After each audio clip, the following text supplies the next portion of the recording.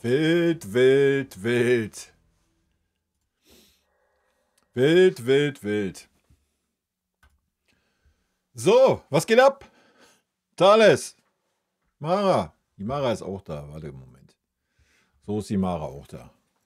Servus. Servus. Servusle. So, nur Thales da, oder was? Privatstream? Nee, Leo ist auch da. Servus. Läuft. Leute, was geht ab am Montag? Habt ihr alle die schwere Niederlage verkraftet? Ich habe ja wieder wilde Sachen in irgendwelchen Überschriften gelesen. Dass wir ja doch so schlecht sind und Wettbewerbsverzerrung und hast du nicht gesehen. Ja. Wilde Takes habe ich gelesen. Anbu Servus, Kampfdampfer Servus. Wilde Takes. Bin mal gespannt, wer von euch hier in diese Schiene geht. Dass wir doch so schlecht sind und ach, hast du nicht gesehen. Naja, ich habe ja das Positive schon rausgestrichen in meinem Video. Ich denke, Leroy, Serge und Thomas haben alles gegeben, oder? Ich denke, sie haben gezeigt, dass es für die Bundesliga nicht mehr reicht. Man muss die positiven Sachen mitnehmen. Ne?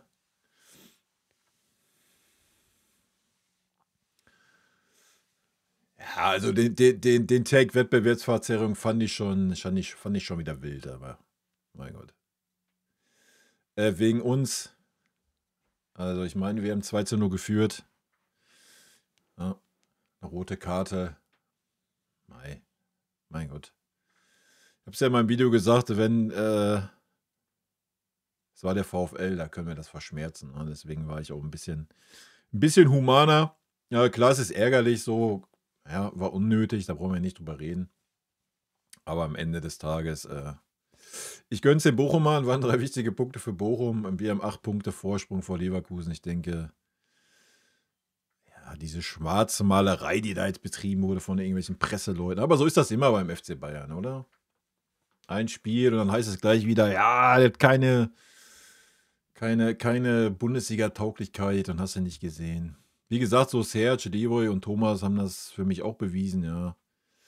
Das war, ich meine, wenn es für den VfL offensiv nicht reicht, wenn diese Namen auf dem Platz stehen, ja, dann müssen diese Namen sich hinterfragen, denke ich. Da gehe ich ja mit. Aber alles andere, alles ist gut, ey. Wichtig ist, was Dienstag passiert. Wie gesagt, hätte Leverkusen gewonnen, hätten wir ein anderes Fass aufmachen können, ja. Aber selbst dann wäre ich dabei gewesen, dass wir die zweite Garde da gebracht haben. Ja. Jetzt hat man halt mal gesehen, gerade in der Offensive, dass die zweite Garde auf jeden Fall nicht ausreicht. Wa? So, das können wir festhalten, denke ich, oder? Es war sowas von ideenlos. Und sehr froh sein, dass Guerrero einen guten Tag hatte. Das war der Einzige, der da vorne ein bisschen Ideen hatte. Ja, und gut ist. Ja, dass das hinten so aussah, wie es aussah. Ja, Leute, da müssen wir uns auch nichts vormachen, oder? Mit dem Urbich im Tor, Erik Dyer und halbe Dreierkette, dann Fünferkette mal wieder. Da war ja auch nicht mal eine klare Kette zu sehen hinten. Dass da keine Abstimmung da ist und so weiter, war doch klar. Ja, also, da muss man jetzt auch nicht einzelne Spieler rauspicken. Ich habe auch irgendwie gelesen, Poe-Note 6 und unterirdisch und was weiß ich nicht alles. Weiß ich nicht. Lass die Leute mal schreiben, so ist meine Einstellung, war. Mich interessiert das Spiel morgen. Und dann können wir ja gerne entweder alles in Grund und Boden reden, wovon ich nicht ausgehe. Ja, oder können sagen, alles richtig gemacht. Ja. Ich denke auch, dass wir ohne die rote Karte gewonnen hätten. Ja. Aber fairerweise muss man sagen, dass Bochum es dann in der zweiten Halbzeit auch wirklich gut gespielt hat mit einem Mann mehr. Die haben das richtig ausgespielt, dass sie einen Mann mehr haben. Ne? Das macht auch nicht jede Mannschaft. Ne? Ja. Trotzdem hätte man von dem einen oder anderen bei uns natürlich ein bisschen mehr Energie erwarten können. Ne? Von den Spielern, die nicht immer spielen, so wie Müller, Gnabry, Sané. Da hätte ich einfach ein bisschen mehr erwartet. Das war halt gar nichts. Und das nur gegen den VfL. Das muss man halt auch mal sagen. Ne? Wenn man da jetzt immer noch ernsthaft darüber nachdenkt, mit Liebe zu verlängern, dann weiß ich es aber auch nicht mehr. Und genauso mit Thomas. Thomas soll sich den Nagel an die Schuhe hängen, ne? Und gut ist. Oder soll in der zweiten Mannschaft nochmal 2 Jahre kicken gehen, wenn er meint, und dann ist doch alles fein. Aber man muss das auch nicht zu überdramatisieren, denke ich, ne? Bayern-Blamage, genau. Blamage, Tragödie und hast du nicht gesehen, Alter. Also, lächerlich, ne? Wie gesagt, an dem Tag ist halt viel für Bochum gelaufen, das muss man leider so sagen. Und das ist aber dann auch fein. Und dann ist gut. Ja. Müssen wir nicht überbewerten, denke ich.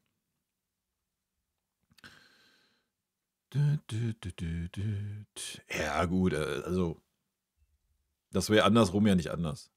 Also, wenn in Bochum eine Choreo wäre fürs ganze Stadion, dann würden die Bayern-Fans das ja auch mit durchziehen. Also.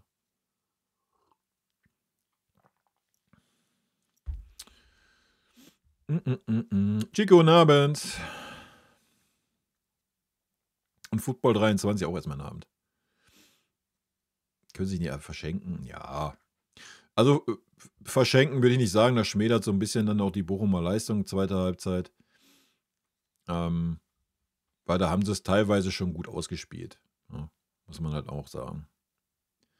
Und ja, es ist wie immer bei uns, die Schüsse, die aufs Tor kommen, sind drin. Ne? Ob da ein Neuer im Tor steht oder ein Obich, obwohl ich meine, der Obich hat da dann noch 3 Stück gehalten. Sonst hätte es ja noch schlimmer ausgehen können. Nee, habe ich nicht gesehen, habe ich nur gelesen, jetzt mit einem Linienrichter und Arm und weggetan und bla und Sülz und ja, alles gut. Ich denke, das muss man auch nicht wieder überdramatisieren. Ich kann da gleich mal gucken, ob ich es irgendwo finde, dann können wir uns das ja mal gemeinsam anschauen. Ja, dass der Dio ein komischer Typ ist, das wissen wir alle. Ja, ich mag ihn auch nicht, aber man muss das jetzt auch nicht überdramatisieren. Ne? Also, da muss man auch mal wieder die Kirche im Dorf lassen, Alter.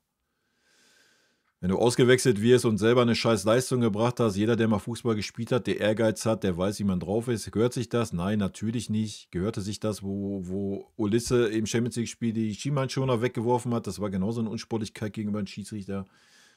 Ja, natürlich gehört sich das nicht. Ja. Da kannst du ja auch gerne drüber reden im Nachgang. Aber auch das, Leute, Alter, die müssen sich überdramatisieren. Ne? Also, ich bin der Letzte, der Niveau irgendwo verteidigt, das wisst ihr alle. Aber bei sowas, Alter, lass mal die Kirche im Dorf, ey. Dann müssten wir mal eher darüber reden, wie schlecht der Schiedsrichter war. Dann sollten wir den Schiedsrichter vielleicht auch mal ein Spiel sperren. Ja, vielleicht sollten wir dann sowas mal einführen. Für unsportliche Schiedsrichterleistungen sollten wir dann die Schiedsrichter auch mal sperren. Ja, so, machen wir doch mal das Fass auf. Bevor wir jetzt ein Fass aufmachen, weil Leo, ich habe die Szene nicht gesehen, muss ich mir angucken. Ich kann ja mal googeln. Ich glaube, es ist ein Twitter-Video im Discord bei euch. Bei Und euch?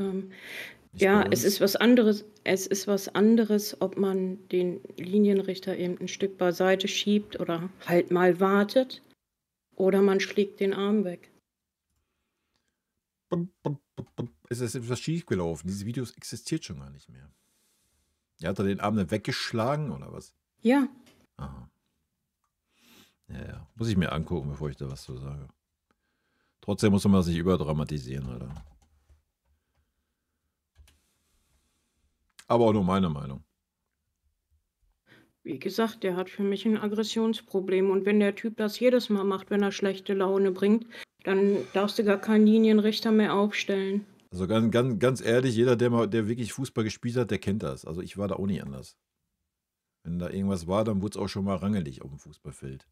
Ja, dann soll er seine Emotionen nehmen und die eventuell mal in seinen Fuß packen und den Ball mal ins Tor schießen. Das könnte man machen, ja. Aber deswegen muss man das ja auch nicht alles überdramatisieren. Aber ich suche das erstmal. Wie, was macht der Schiri seinen Arm dahin? Der hat jemanden reingewunken zum Einwechseln. Soll er das mit dem Fuß machen oder was?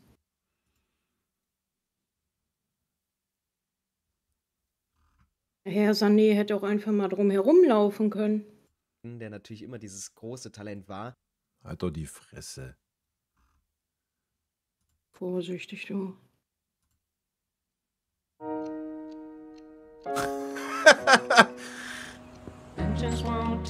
Ja, mach mal Werbung auch noch.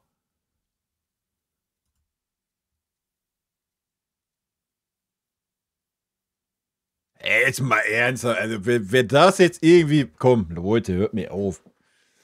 Hört mir auf. Hört mir auf. Komm, warte, krieg ich das hier in den Stream rein? Junge, ist ja lächerlich. Aber was reden wir denn hier?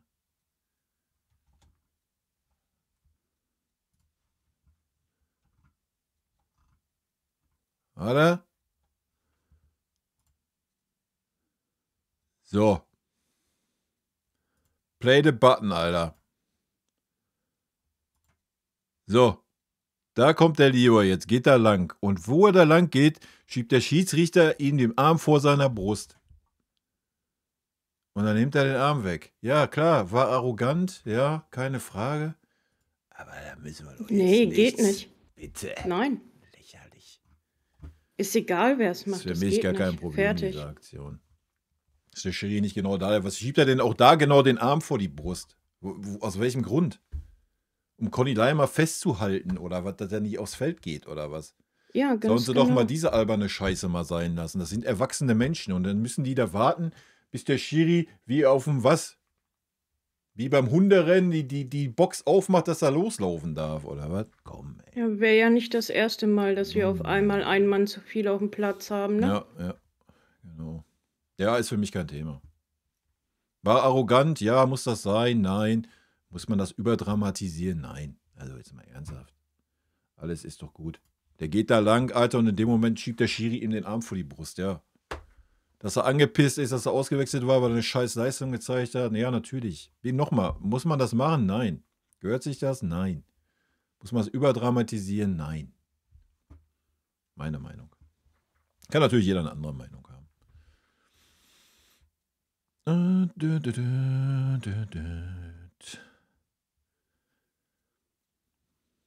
Ja, so ist das. Michelle, servus. Gute Besserung. Der spinnt doch, der Leroy, ne? Der spinnt doch. Was erlaubt der sich? Ah. Du Sané-Fanboy, ey. Widerlich. Jetzt, Leute, pass auf. Mein Gedankengang. Stellt euch dieselbe Szene vor. Ja, dieselbe Szene. 1:1. 1:1. Und stellt euch auf dem Körper, der da lang gegangen ist, den Kopf von Harry Kane vor. Was wäre dann passiert? Gar Wie nichts. kann Harry der wär drum- Schiedsrichter denn wagen, dem Harry Kane den Arm vor die Brust zu halten? Harry hätte niemals so reagiert. Das wäre das doch gewesen. Nein, Harry hat Respekt vor den Schiedsrichtern. Ja, na klar. Wer sagt denn, dass der Leroy das nicht hat? Der war halt angepisst. Ist doch auch gut. Nochmal, muss das sein? Nein. Muss man das jetzt überdramatisieren? Ich denke nicht. Wie gesagt, stellt euch Harry Kane in der Szene vor und was wäre dann die Schlagzeile gewesen? Wir müssen Harry Kane sperren, oder was? Leute, komm. Das ist mir Kirche im Dorf, ey. Chico, servus. Ja, habe ich jetzt gesehen, die Aktion. Und wie gesagt, für mich, ja. Kannst ihm auf die Finger klopfen, keine Frage, alles gut. Muss aber jetzt nicht überdramatisieren. Also, wenn du angepisst bist und du gehst vom Feld und auf einmal hält dir der Schiri den Arm davor, weil der hat da erst gemacht, wo Leroy da 10 Zentimeter vor ihm war. Der stand da nicht die ganze Zeit so. Und was dann? Dann würde ich das Argument ja verstehen, dass man sagt, der Leroy, dann geht doch außen rum. Ja. Aber Leroy ist da lang gegangen und dann hat der erst den Arm da ausgefahren. Ja, mein Gott. Und dann fühlst du dich angepisst und dann nimmst du den Arm und tust ihn weg und ist gut. Hätte jedem paar von uns passieren können. Machen wir uns nichts vor. So, Paulina, tut mir irgendwie leid, ist irgendwie wie im falschen Film, dass wir wieder bei Doppel 6 Kimmich Goretzka sind. Ja, den Film habe ich auch schon geschoben, ja. Ja, Paulina, wie gesagt, ich bleibe bei meiner Meinung, wa? Auch wenn viele das anders sehen, für mich war das keine rote Karte. Sorry. Hätte er den Ball vorher nicht gespielt, da hätte ich gesagt, jo, rote Karte, alles fein, ohne Diskussion. Haben wir oft genug gehabt, die Szene. Wir haben diese Szene aber auch schon 100.000 Mal andersrum gehabt in den letzten Spielen bei uns, wo irgendjemand mit offener Sohle einen auf den Fuß gelatscht ist. Nimm nur die Szene dann im 16-Meter-Raum. Da war kein Ball. Da war noch nicht mal zum Ball. Und er tritt ihm volles Pfund mit den Stollen auf den Fuß. Und da passiert gar nichts. Da wird weitergespielt. Ja? Und diese Szene hast du 10-mal im Spiel. Also, sorry. Hättest du da irgendwie Absicht gesehen oder sonst was, hätte ich ja gesagt, jo, alles gut, gib rote Karte. Ich bin der Letzte, der da irgendwie eine rosa-rote Brille aufhat. Aber Leute, der geht in den Ball rein, spielt den Ball und dann kommt der Gegenspieler da mit dem langen Fuß reingegrätscht. Ja, was soll er denn in dem Moment machen? Er sieht es doch noch nicht mal, Alter. Nimmt man das in Kauf, wenn man so rigoros in den Zweikampf geht? Ja, das kannst du ihm natürlich vorwerfen. Ja. So, aber das ist ein defensiver Malocher, das ist ein Sechser, das ist ein Javi, der geht halt so zu dem Ball. Ja. Und wie gesagt, der Gegenspieler war doch nicht zu sehen. Der kam doch erst in den Zweikampf, wo der Ball schon gespielt war und der Fuß Richtung Boden senkt. Dann kam der erst in den Zweikampf rein. Also, sorry, nee. Hätte er da gestanden, ja, mit seinem Fuß und Palhinha hätte dann den Ball gespielt und wir wären ihn dann voll auf den Fuß gelatscht, hätte ich ja auch noch gesagt, komm, alles klar, kannst du nicht reingehen, ja. Aber wenn du die Szene anguckst, der kommt erst der Fuß, nachdem der Ball weg ist. Also, sorry, war für mich maßlos übertrieben. Gelbe Karte, alles gut, alles fein, war keine schöne Aktion, brauchen wir auch nicht drüber reden. War vielleicht auch eine dumme Aktion für so einen erfahrenen Spieler in dem Moment, ja. Aber der ist heiß, der will sich zeigen, der will, ne, ist auch logisch, dass er ein bisschen übermotiviert ist. Alles gut. Gelbe Karte mit einer klaren Ansage, nochmal ein Furz von dir, dann gehst du runter und alles ist fein für mich, ja.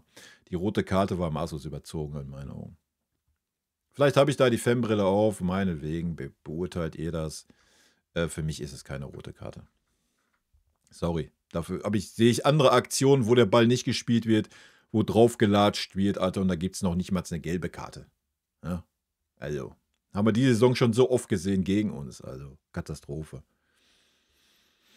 Und ohne die rote hätten wir das Ding auch nach Hause gefahren, glaube ich auch, ja. Aber hätte, Fahrradkette.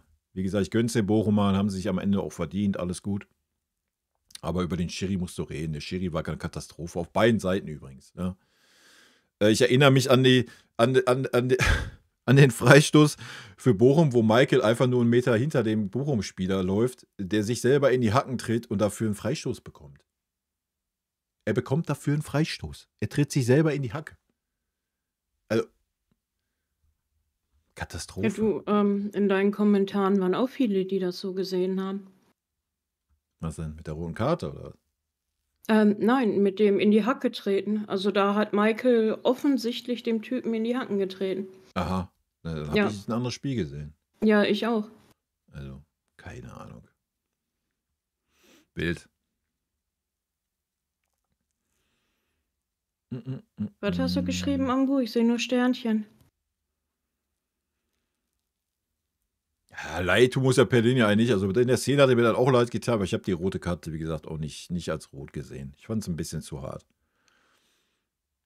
Also ich meine, wir brauchen jetzt gar nicht anfangen, irgendwelche Vergleiche von anderen Plätzen zu ziehen. Ne? Wir brauchen nur die Vergleiche allein nur in diesem einen Spiel zu ziehen. Ne? Nochmal, im 16-Meter-Raum bei Bochum wird dem Bayern-Spieler mit vollen Stollen auf den Fuß gelatscht und da passiert gar nichts. Nothing. Und da war kein Ball im Spiel, nichts. Ne? Natürlich war das nicht beabsichtigt, war es bei Palhinha aber auch nicht, das hat man ja gesehen. Ja. Hacking war 110%, ja. Der hat das Stadion unterhalten. Ja.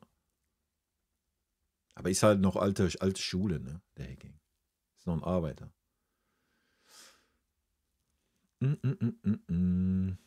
Ja, gefreut hat es mich nicht. Ich gönn's halt dem Bochumern. Ja.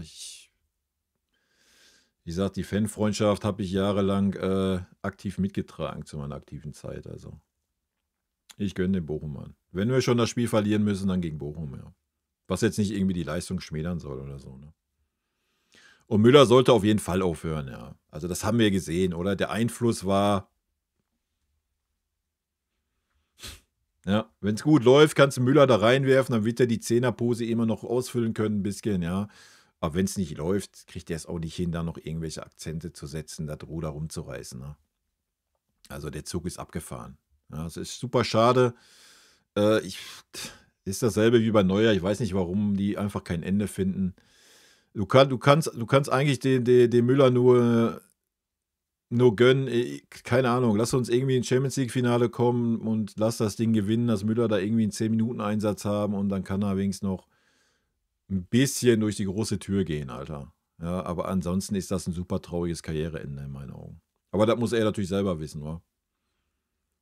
Und Manuel Neuer genauso. Also, Leute.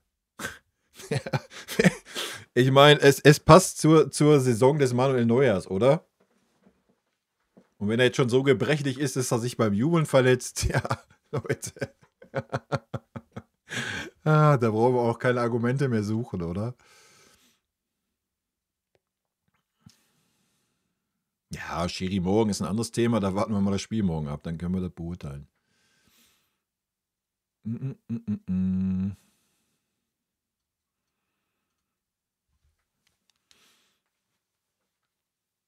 Ja, können sie doch untersuchen im Nachgang. Können auch ein Spiel sperren, ist doch alles gut. Aber man muss das doch jetzt auch nicht übertreiben, Alter. Ja.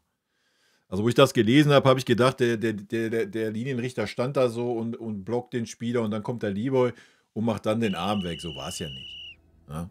So, der Leroy kam, dann hat der Linienrichter den Arm hingemacht und so. Ja. Sind wir jetzt auch nicht hier. Komm. Drumherum gehen und fertig. Ja, habe ich ja gesagt. Wenn der Linienrichter da so gestanden hätte, wäre ich ja dabei. Also alles gut. Mein Gott. Servus. Maurer Baurer. 14:0 für Leverkusen. Aha. Nee.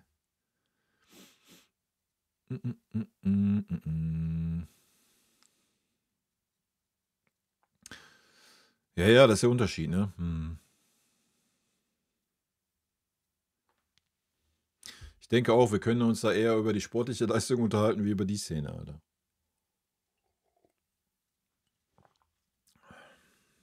Ja, keine Ahnung, ich habe die Szene nicht gesehen von Wirtz, interessiert mich auch nicht.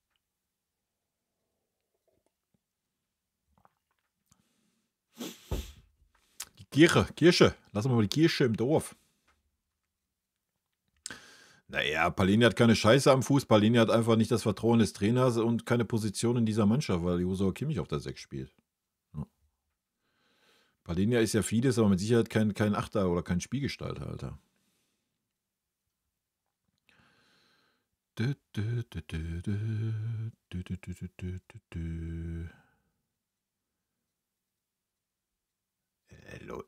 Was interessiert mich der VR, Alter? Den VR, den kannst du abschaffen.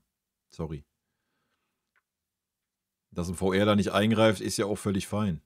So, soll er ja auch gar nicht. So, der Schiedsrichter auf dem Platz soll ja schon ein bisschen was entscheiden, ja. Also zumindest jetzt bei der Palinja-Geschichte. Bei der Weiser-Geschichte, keine Ahnung, ist mir auch wurscht. Hab ich nicht gesehen, interessiert mich auch nicht.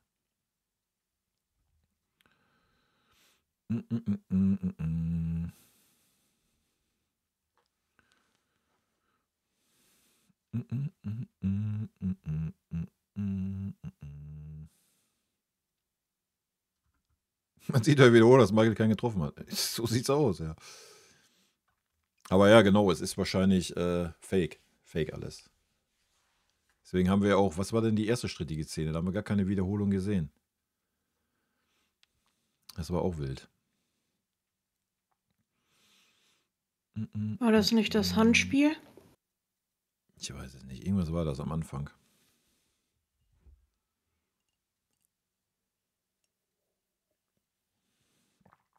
Es ist mir egal, ob es daneben bestraft wird. Wegen mir kannst du den ein Spiel bestrafen, du kannst den 20 Spiele bestrafen. Sportlich spielt er ja keine Rolle, der Mann. Aber wie gesagt, aus meiner Sicht muss man das auch nicht überdramatisieren. Nur weil es Leroy ist und wir ihn alle nicht leiden können und er als Fußballer auf jeden Fall irgendwie einen super dievenhaften Charakter hat. Ja. Ich weiß nicht, wie er als Mensch ist, kann er ein super lieber netter Typ sein, das weiß ich nicht. Als Fußballer ist er eine absolute Diva und das hat er wieder mal gezeigt. Und ja, Punkt. So. Ja. Wegen mir, Alter, ich würde das ganze Thema abhaken mit einer Geldstrafe vom Verein, die an irgendeine Schiedsrichter-Nachwuchsgeschichte gespendet wird und dann ist der Bums durch, Alter.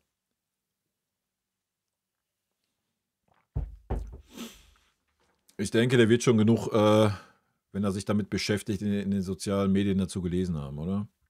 Bin jetzt nicht im Thema, aber ich kann mir das schon gut vorstellen.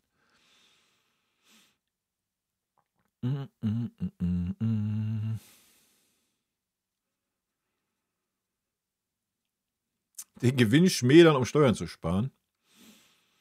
Ja. Ich weiß nicht, ob wir nächstes Jahr Gewinn fahren werden. Ich wage das mal zu bezweifeln. Weil ich glaube nicht, dass du irgendwo Gewinn erzielst, außer für Kingsley Coman vielleicht, wenn du irgendwas verkaufen möchtest. Wahrscheinlich musst du. Ich meine, wir waren ja letzten Sommer schon bereit, bei Spielerverkäufen Teile vom Gehalt zu übernehmen, damit die überhaupt einen Markt finden. Also, da weiß ich nicht, ob wir unbedingt Gewinn erwirtschaften werden nächstes Jahr.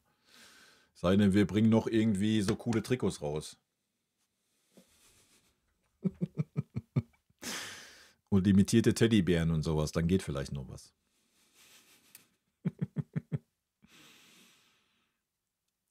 Was denn Marketing? Willst du mir erzählen, dass Thomas Müller 20 Millionen Jahresgehalt durch Marketing wieder rausholt? Nee, definitiv nicht. Das heißt, er müsste ja locker 30 Mille einspielen. Durch was denn? Durch Merchandise? Boah, das glaube ich nicht.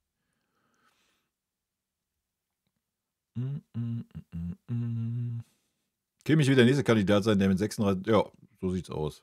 Ja, wird auch so sein.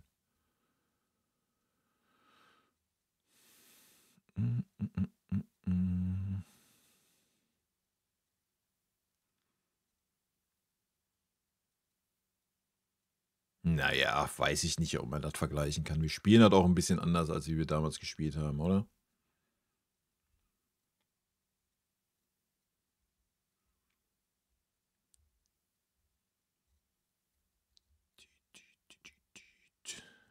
Und selbst da kann ich mich dran erinnern, dass sich ein Schweini auch mal oft hat fallen lassen und sich den Ball geholt hat in der Abwehrreihe. Also, ja, wir haben natürlich mehr Diagonalbälle gesehen von so einem Boateng. Das stimmt, da gebe ich dir recht. Aber es war ja nicht so, dass die Innenverteidiger unser Spiel aufgebaut haben. Die haben, wenn das Mittelfeld gedeckt war, haben sie da gute Diagonalbälle gespielt. Das ist schon richtig. Aber auch ein Schweini hat sich fallen, Thiago hat sich fallen lassen, hat sich den Ball hinten abgeholt und das Spiel aufgebaut, Alter. Also jetzt, ne?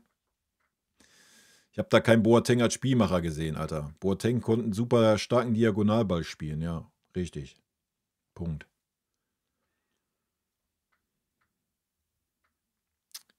Und ein Hummels, ja, wie lange hat der Hummels bei uns gespielt? Ja.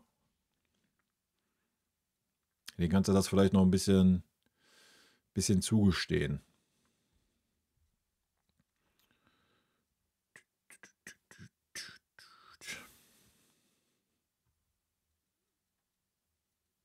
Ich fand das gut mit den Wechseln. Ey Kai, ich bin bei dem Thema nicht deiner Meinung. Unabhängig vom Ergebnis finde ich so viele Wechsel nicht gut. Ich denke, man sollte den Kern einer Mannschaft zusammenlassen, um im Flow zu bleiben für das Rückspiel. 3 bis 5 andere Spieler okay, aber alles nur meine Meinung. Ja, ist ja auch alles fein. Ich fand das völlig okay so. Also, ich meine, wir reden jetzt ja nicht davon, dass du 5 Jugendspieler auf dem Feld hattest. So, dann hätte man das ja irgendwie kritisieren können, ja. Aber guck dir die Mannschaft an, die auf dem Feld stand. Also, wenn diese Mannschaft mit diesem Personal es nicht hinbekommt, den VfL Bochum zu besiegen, ja, sorry. Dann ist das sehr gut, dass man diese Mannschaft aufgestellt hat, weil man jetzt mal gesehen hat, was dann die zweite Garde wirklich zu leisten imstande ist. Ja, und das ist dann halt das, was wir gesehen haben. Und dann muss man jetzt halt mal anfangen und mal diese zweite Garde vielleicht auszusortieren. Ja, so, und deswegen fand ich das sehr gut, dass man das getan hat und nicht wieder, ach ja, komm, wir stellen, obwohl ich hatte einen Heavy K noch aufgestellt, ja, den hätte ich noch zugestanden. Aber was hätte ich jetzt machen sollen? Wieder anfangen, ja, komm, ich lasse einen Musiala drauf oder ich lasse einen Michael drauf. So, die Leute hätten dann wieder die ganzen Gnabrys und Sanés und Müllers vorne mit durchgezogen, weil das dann nicht so aufgefallen wäre. So ist es doch mal richtig aufgefallen. So, die haben nichts zustande gekriegt. Gar nichts. Null. Ja. Und dann ist das doch mal schön zu sehen. Ja, und da muss man das mal so klar aufzeigen. Und das hat man gesehen. Also diese Mannschaft ist nicht in der Lage dazu, zu Hause gegen den VfL Bochum zu gewinnen. So. Und dann werden sich vielleicht jetzt mal die Granden und alle anderen, die darum was zu sagen haben, werden jetzt vielleicht mal sich darüber Gedanken machen. Ja? Ob das sinnig ist, selbst einen Leroy Sané für 10 Millionen zu verlängern. Ob das sinnig ist, einen Serge Gnabry weiter in dieser Mannschaft zu lassen. Ja? Ob das sinnig ist, ein Thomas Müller nochmal Vertragsangebot zu machen. So, das sind doch die Fragen. Und wenn man das dann mal gesehen hat, dann muss man halt klar sagen, nein. Ja? Und das hättest du nicht gesehen, hättest du da wieder nur, ja, ich wechsle mal 2 Spieler aus und ich die 2 dann austausche, dann wechsle ich aber die anderen beiden Guten wieder ein, sodass ich so einen Mix habe. Nee. Alter, du hast den Kader, der dich, was habe ich gelesen, 450 Millionen kosten soll. Der 5. teuerste Kader aktuell ist in Europa von den Gehaltskosten. Alter, da muss das möglich sein, dass alle Spieler, die da auf dem Feld standen, waren Nationalspieler, oder? War da einer nicht Nationalspieler? Ja, Thomas Müller, ne? Ich weiß nicht, ob ein Serge gerade noch Nationalspieler ist. Sagen wir mal ehemalige Nationalspieler. Das waren alles ehemalige Nationalspieler, die da auf dem Feld standen. Ja. Und allein 3 Spieler von uns haben wahrscheinlich mehr Marktwert gehabt wie die ganze Bochumer Mannschaft. So. Und sorry, dafür hast du diesen Kader. So, dass die Mannschaft das dann nicht geschissen bekommen hat, ja. Das ist dann natürlich dann eine andere Geschichte. Aber nochmal, du hast 8 Punkte Vorsprung gehabt, du spielst gegen den VfL Bochum zu Hause. Ey, wenn ich in diesem Spiel, ihr beschwert euch immer alle, keine Rotation, keine Talente. Ja, Talente haben wir nicht mehr, deswegen haben wir die nicht gesehen. Ja, deswegen haben wir die ganzen alten Säcke gesehen. Ja, aber wenn ich in dem Spiel, wann dann? Du spielst wieder in 6 Tagen 3 Spiele. Ja, du spielst zweimal gegen Leverkusen, also zack. Ja, kommt gegen den VfL die zweite Garde, ist völlig richtig. Wie gesagt, ich hätte Harry Kane die erste Halbzeit gebracht. Ja, weil wir halt einfach keinen Stürmer haben. Wir haben das gesehen, Thomas Müller ist kein Stürmer, Alter. Ja. Aber ist auch völlig okay, wenn man das anders sieht. Und ob das für den Spielflow geschadet hat, sehen wir morgen. Ne? Kann ja gut sein. Aber das können wir morgen erst beurteilen, nicht heute.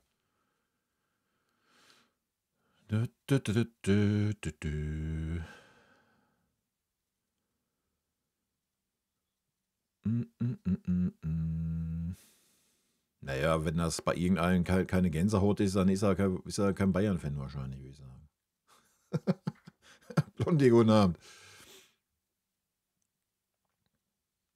Ja, sorry.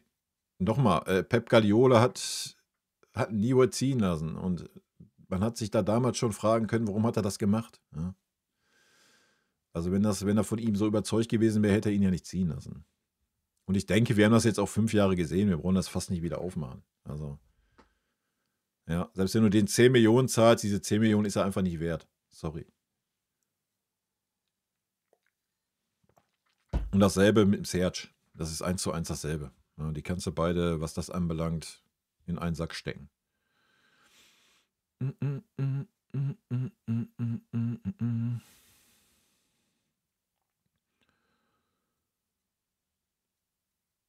Ja, Alonso hat sich auch oft fallen lassen. Ja, unsere Sechser haben sich immer oft schon fallen lassen. Ja, wir haben spielstärkere Innenverteidiger mal gehabt, wie wir sie aktuell haben. Alles gut. Ja. Aber wir spielen auch nicht mehr so konsequent, dass man sagt, unsere Außenspieler kleben nur noch an der Außenlinie. Die laufen ja auch viel mehr auf Halbpositionen rum. Und also ich denke, Upa hat das schon oft genug gezeigt, dass er auch einen guten Diagonalball spielen kann. Ja. Upa hat auch schon oft genug gezeigt, dass er auch mal den Ball in die Spitze spielen kann. Also, alles ist doch gut. Ich glaube nicht, dass das an unseren Innenverteidigern scheitert, dass das unser großes Problem irgendwie ist beim Spielaufbau. Wenn da vorne Sané, Gnabry und Müller irgendwie keine Stiche sehen, dann brauchen wir nicht darüber anfangen und zu philosophieren, ob das jetzt am Innenverteidiger liegt, dass der keinen Spielaufbau hat. Also.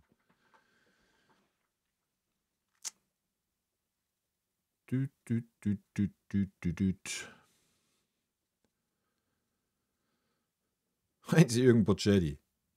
Ja, keine Ahnung. Mich stört das jetzt nicht, dass da was auf. Ist das italienisch? Ich habe keine Ahnung. Ist mir auch wurscht. Mir gefällt's.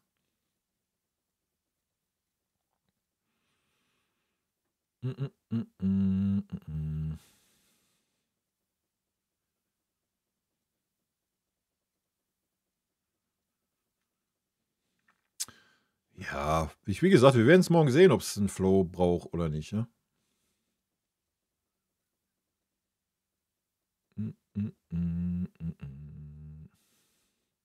Ja, gut, das war aber auch. Also ich habe da noch nicht mal gezuckt. Das war klar, wo ich habe es gar nicht verstanden, warum der schießen darf. Das habe ich nicht verstanden. Sorry. Der Mann, der war am Anfang der Saison mal 3 Spiele in Form und das war's. Ja, ich weiß nicht, warum der sich den Ball nehmen darf und schießen durfte. Also. Da hättest du aber wahrscheinlich 5 andere in dieser Mannschaft gefunden, die eine bessere Form hätten. Und die können ja wohl alle einen Elfmeter schießen. Also, Katastrophe.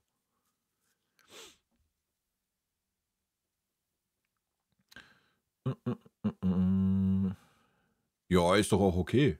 Ist doch immer Geschmackssache. Ist doch immer Geschmackssache. Den einen gefällt es, dem anderen nicht. Und das ist doch fein.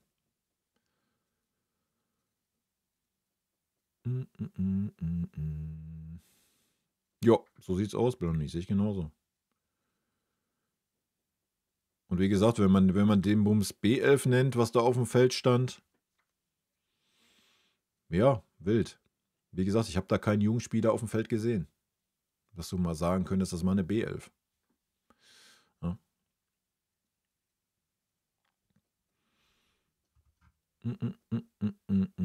Denkst du, Goretzka hat jetzt einen besseren Markt aufgrund seiner Leistung als letzten Sommer? Ja, das denke ich schon. Das denke ich schon, ja.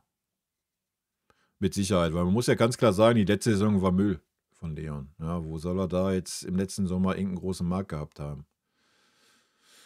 Jetzt mit den Leistungen, die sind doch ordentlich, die er zeigt. Ich denke schon, dass er dann einen gewissen Markt haben wird im Sommer.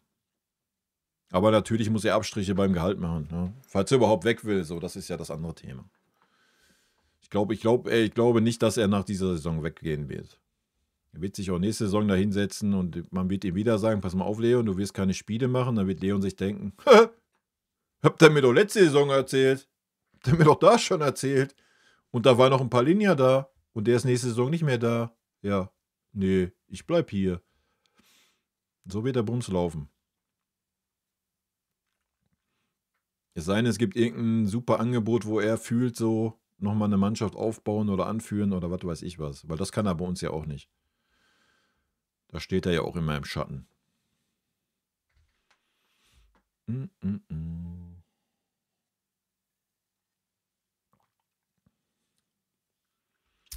Aber was für ein Argument, welches Spiel soll es dir denn sonst gehen als im VfL Bochum? Jetzt mal ernsthaft. Wir haben den letzten Mal, wo wir gegen Leverkusen gespielt haben, auswärts, Alter, haben wir gesehen, dass wir mit 3 Spielen in 6 Tagen haben, diese Mannschaft tot ist. Ja? Man hatte ja schon Angst, dass man gegen Stuttgart und Frankfurt untergeht, weil diese Mannschaft einfach absolut platt gewirkt hat.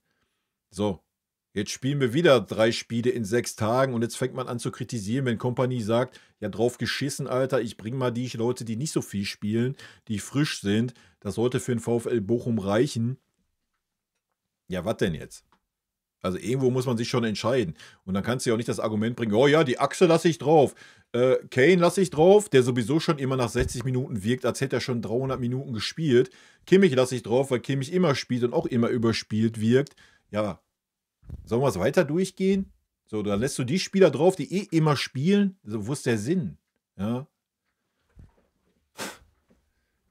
Also nach meiner Meinung war das vollkommen richtig.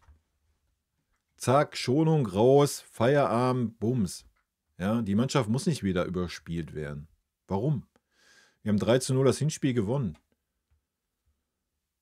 Ja. Und wir haben 8 Punkte Vorsprung in der Bundesliga. Selbst wenn Leverkusen gewonnen hätte, drauf geschissen, dann wären es 5 Punkte, ja. Ja, dann wäre das bei einigen noch mehr Katastrophe, schon klar. Aber sorry. Also du hast 8 Punkte Vorsprung und du spielst in der Champions League im Achtelfinale, Leute. Warum soll ich da anfangen und sagen, ja, ich lasse einen Harry Kane drauf, der sowieso, wie ich gerade schon sagte, nach 60 Minuten meistens komplett platt ist. Ich lasse einen Kimmich drauf, der jetzt gerade aus der Verletzung wiedergekommen ist. Letztes Jahr haben wir einen Thomas Tuchel dafür zerrissen, dass er in Leverkusen Upper aufgestellt hat und einen Minjay, die beide absolut tot waren, weil der eine aus der Verletzung kam, der andere vom Wehrdienst kam. Da haben wir ihn dafür zerrissen. Und jetzt argumentiert man mit, oh ja, wir müssen aber eine Achse auf dem Feld lassen. Nee, müssen wir nicht, weil da waren keine 5 Jugendspieler auf dem Feld, Leute. Da waren alles gestandene Profis, die seit Jahren Profi sind auf dem Feld. Da war kein Jugendspieler, wo du sagst, oh, da muss ich eine Achse haben, die müssen die Jugendspieler an die Hand nehmen, die müssen die führen. Dann würde ich ja noch mitgehen. Ja? Das war nicht der Fall, Leute. Da war ein Thomas Müller als Spitze auf dem Feld. Ja? Da waren lieber Sané und Serge Gnabry auf den Außen. Da waren Guerrero auf der 10er-8er-Position. Da waren Goretzka und Palinja in der Zentrale. Soll ich weitermachen oder was? Leute, da war immer noch eine Uraltmannschaft auf dem Feld. Also die hat doch genug Erfahrung, das sind alles langjährige Profis. Da müssen wir doch jetzt nicht anfangen und sagen, oh, nee, da musst du jetzt aber, das kannst du nie machen. Also, nee, fühle ich persönlich gar nicht. Sorry. Und wie gesagt, da muss man nicht eine Woche vorher was anderes sagen. So, da musst du sagen, alles klar, dann würde ich immer diese Achse haben, lass die immer spielen. Ja, dann müsst ihr aber auch nicht rumheulen, wenn dann die Leute wieder nach 2 englischen Wochen da über ein Feld krauchen, weil sie einfach, weil sie überspielt sind, weil sie keine Form haben, weil sie überspielt sind, ja. Wow. Dann kritisieren wir wieder, dass nicht gewechselt wird, oder was? Also man kritisiert so und so, also sucht euch doch eine Linie aus. Dann gehe ich doch mit. Und wie gesagt, was hat das Spiel für einen Einfluss gehabt jetzt? So, wen interessiert das Ergebnis, Alter? Keine Sau interessiert das Ergebnis. Ja, dann kannst du ja sogar noch das Positive nehmen und dann kannst du ja sagen, ja, immer wenn der FC Bayern verloren hat, hat er danach geliefert, weil er angestachelt war. Ja, dann nimm das doch. Ja, und nochmal, du hast doch jetzt gesehen, zu was diese Spieler, die hinten dran stehen, zustande zu leisten sind, ja. So. Und das ist aktuell bei vielen nicht Bundesliga-tauglich. Ja, und das hat man doch mal gesehen. Ist doch auch schön. Vielleicht hat man dann vielleicht für nächste Saison mal die Eier zu sagen, komm, diese ganzen, gucken wir, dass wir sie irgendwie verramscht kriegen und setzen da einfach 5 Jugendspieler hin. Ja, das wäre wahrscheinlich der bessere Weg. Also schlechter hätte es auch nicht sein können dann. Ja? Und jetzt stellt euch mal vor, Guerrero hätte nicht diesen guten Tag gehabt, den er hatte. Ja, wie hätten wir dann ein Tor geschossen? Katastrophe, Alter. Ich verstehe schon deinen Punkt mit von wegen, ja, dann bist du im Flow und so, bist du im Spielfluss und ja, alles gut. Wir reden doch jetzt aber auch nicht, dass irgendwie 2 Wochen Pause ist. Ja, so. Die haben am Mittwoch gespielt und jetzt spielen sie Dienstag wieder. Und so kamen doch sogar noch 4 rein, die nochmal eine Viertelstunde dann Spielflow mitgenommen haben. Und warum willst du einen Opa jetzt da reinwerfen, der aus einer Verletzung kam, ein Spiel gemacht hat? Warum sollst du ihn dann jetzt wieder in 3 Spiele in 6 Tagen machen lassen? Mit dem Hintergedanken, oh ja, der muss sich mit dem Ubich einspielen. Sorry, Alter, nein. Völlig richtig gewesen, was da gemacht wurde. So, Eric Dyer ist eh ein No-Brainer. Punkt. Ja, warum sollst du da jetzt einen Opa reinwerfen, der aus einer Verletzung kommt und ein Spiel gemacht hat? Nee, gehe ich nicht mit. Aber es ist auch völlig fein, wenn du was anders siehst, Olli. Aber ich verstehe halt nur diese gegensätzigen Argumente immer nicht. Auf der einen Seite sagt man, oh ja, die wiegen alle überspielt, die sollte man mal wechseln. Und dann wird das gemacht und dann tritt man drauf, weil man verloren hat, oder was? Was wäre denn jetzt gewesen, wenn wir das Spiel 4-2 gewonnen hätten? Dann wäre alles gut gewesen, oder wie? Dann wäre das Argument nicht gekommen, oder was? Verstehe ich nicht. Oder ich verstehe gerade was falsch, was du meinst. Das kann natürlich auch sein. Genau, das müssen nämlich alles gute Kerle sein, ne? Das ist das Wichtigste. Das haben wir gelernt. Was das Allerwichtigste ist, weil wir wissen, dass er ein guter Kerl ist. Vom Anbu-Anführer haben wir das gelernt. Ja, nochmal.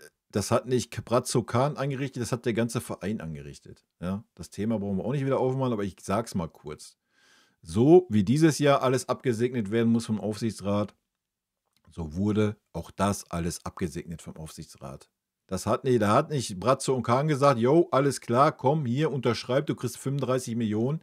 Nee, die sind auch brav hochgedackelt zum Aufsichtsrat, der das entschieden hat. Ja? Nur um das mal klar zu sagen. Dann nimm bitte die ganze Vereinsführung ins Boot und nicht nur diese beiden armen Opferlämmer, wie sie in der Öffentlichkeit dargestellt werden. Das ist nämlich leider Schwachsinn. Ich verfolge deine Streams regelmäßig und bin begeistert von deinem objektiven und sachlichen Kommentaren, obwohl du seit Jahrzehnten ein leidenschaftlicher Fan des FCB bist. Das können nicht viele. Vielen Dank, mach weiter so. Ja, das ist ja immer Ansichtssache, ne? Ob das objektiv ist oder nicht. Aber vielen lieben Dank.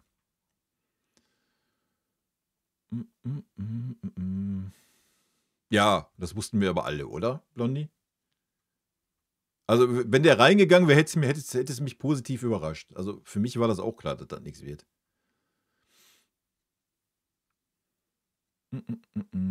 Ja, ist richtig, Ambo. 3 Spiele, Form für Serge ist das schon ein guter Schnitt.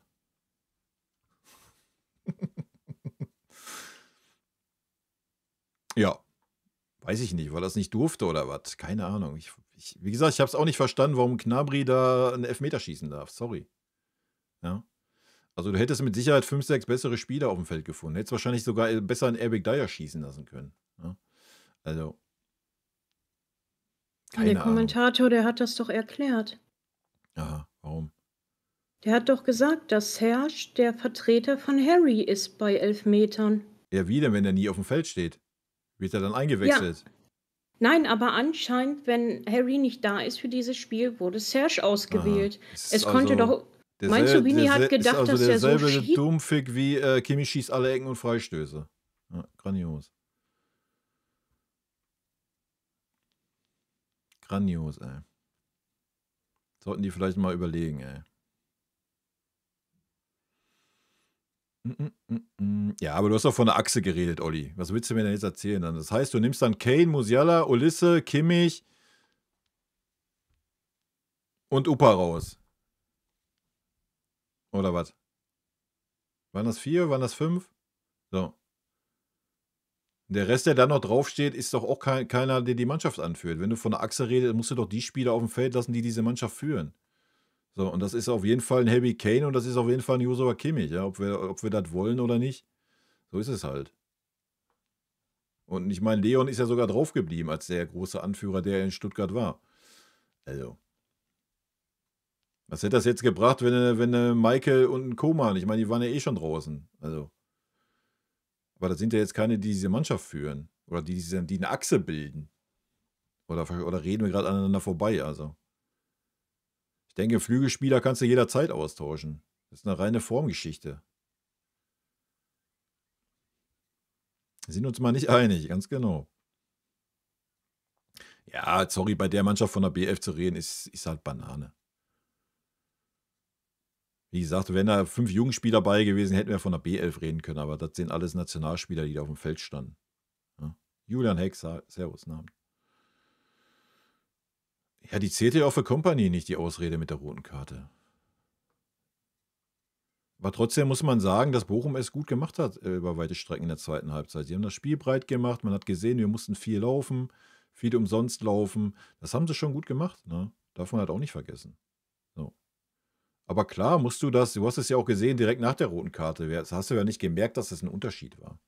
So, wir haben ja trotzdem Bochum dominiert und haben versucht, irgendwie Chancen zu kreieren, was ja nicht so geklappt hat. Eine Ausrede ist das auch nicht. Ja? Aber man hat es in der zweiten Halbzeit halt schon gesehen. Und nochmal, man darf halt nicht vergessen, wie soll diese Mannschaft gefestigt sein, eingespielt sein. So, das kann man ja kritisieren, weil diese Mannschaft so nie zusammengespielt hat und wahrscheinlich auch nicht mehr zusammenspielen wird. Ja? Und schon gar nicht nach den gezeigten Leistungen von so manchen Spielern. Ich denke, da wird ein Kompanie, auch wenn das öffentlich nicht äußert, wird er intern schon sehen, ach, du grüne Neune, wa? Den kann ich mir in Zukunft eher schenken. Und ja, mit einer 2:0-Führung muss man da besser zu Ende spielen. Aber das Gegentor war natürlich unglücklich. Thomas Müller hat da, weiß ich nicht, was gemacht. Keine Ahnung, was das für eine Aktion war. Und dann aus 8 Metern das Ding halt unter die Latte genagelt. Da war halt auch nichts zu halten. So, und dann stand es halt 2:1. So, und dann kommt natürlich der Glaube bei Bochum. Ja, die kommen so erstmal in die Halbzeit rein. Jo, das ist deren Ziel. Ja, und dann kommt doch der Glaube. Du bist ein Mann mehr. Du siehst, bei Bayern läuft auch nicht alles rund. Völlig normal, das ist Fußball halt, ne? Ich meine, der Hacking hat es doch perfekt gesagt nach dem Spiel in der PK. So, man hat Bochum schon totgeschrieben nach der 0:1 Heimniederlage gegen Hoffenheim eine Woche vorher und jetzt werden sie hochgejubelt. So, das ist halt Fußball, das macht den Fußball halt aus. Ja? So, sonst wäre der Fußball doch auch langweilig. Nimm das Spiel gegen Feyenoord, warum haben wir das Spiel 13:0 verloren? Ja, wir hätten auch 5 Tore schießen müssen. Das ist Fußball, Leute. So ist das manchmal. Ja? Und am Ende hat es doch nicht wehgetan. Ja, deswegen hat der Müller war ja auch eine Note besser wie die anderen beiden Pfeifen. Ja. Aber das hat natürlich auch nichts mehr damit zu tun gehabt, so, weiß ich nicht. Ich bin jetzt der das Spiel irgendwie vorne noch gestalten kann. Ich bin noch der große Zampano, was er früher halt mal war, so. Das fehlt halt. Aber ist auch normal. Ja, natürlich. Ja, nochmal, wir reden nicht über Jugendspieler. Ja, das sind alles gestandene Profis. Das sind Nationalspieler oder ehemalige Nationalspieler. Und das war doch das perfekte Spiel. Du hast ein Heimspiel gegen den VfL Bochum. Bei aller Liebe ist die sportliche Qualität halt nicht so gegeben, wie es bei anderen Gegnern ist. Und dann kommst du rein, ja, als Ergänzungsspieler oder als Spieler aus der zweiten Reihe, wie ein Müller, wie ein Serge, wie ein Divoy, selbst wie ein Boe, wie ein Stani, die ja auch alle irgendwie hinter Conny Leimer hängen. Und was hast du von den Spielern gesehen? Nichts. Einfach nichts. Ja, so. Und da muss doch wenigstens das Gegenteil kommen. Ja. Nichts hast du gesehen. Und du konntest ja teilweise noch niemals darüber reden, oh, der war jetzt aber super bemüht. Ja. So. Und damit ist das Thema durch. Der Einzige, der für mich jemals irgendwie seine Chance genutzt hat, war Pavlo.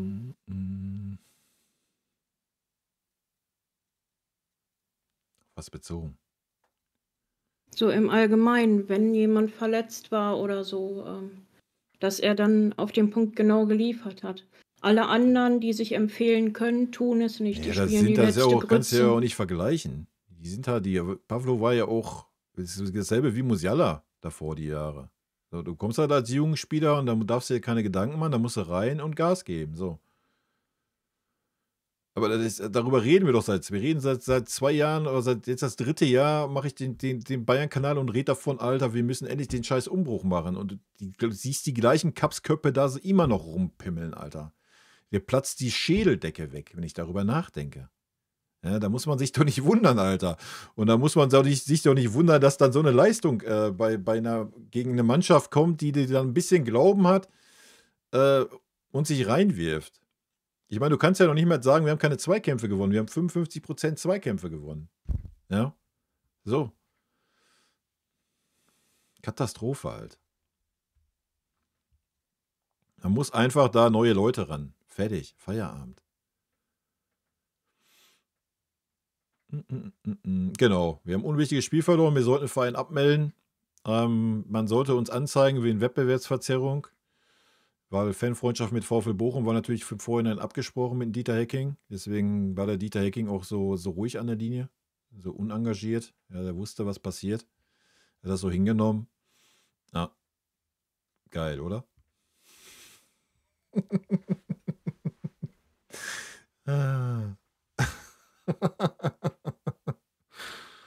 Ach, hör mir auf, ey.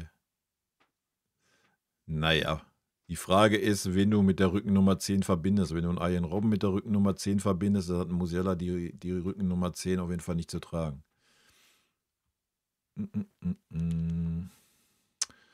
Ja, dann solltest du auch wirklich mal den richtigen möglichen Weg da aufschreiben, Chico. Ist ja nicht nur Inter und Barca. Es kann ja auch, Barca hat auch nur 1:0 gewonnen, oder? Das Hinspiel. Inter weiß ich gar nicht. Was haben die gemacht?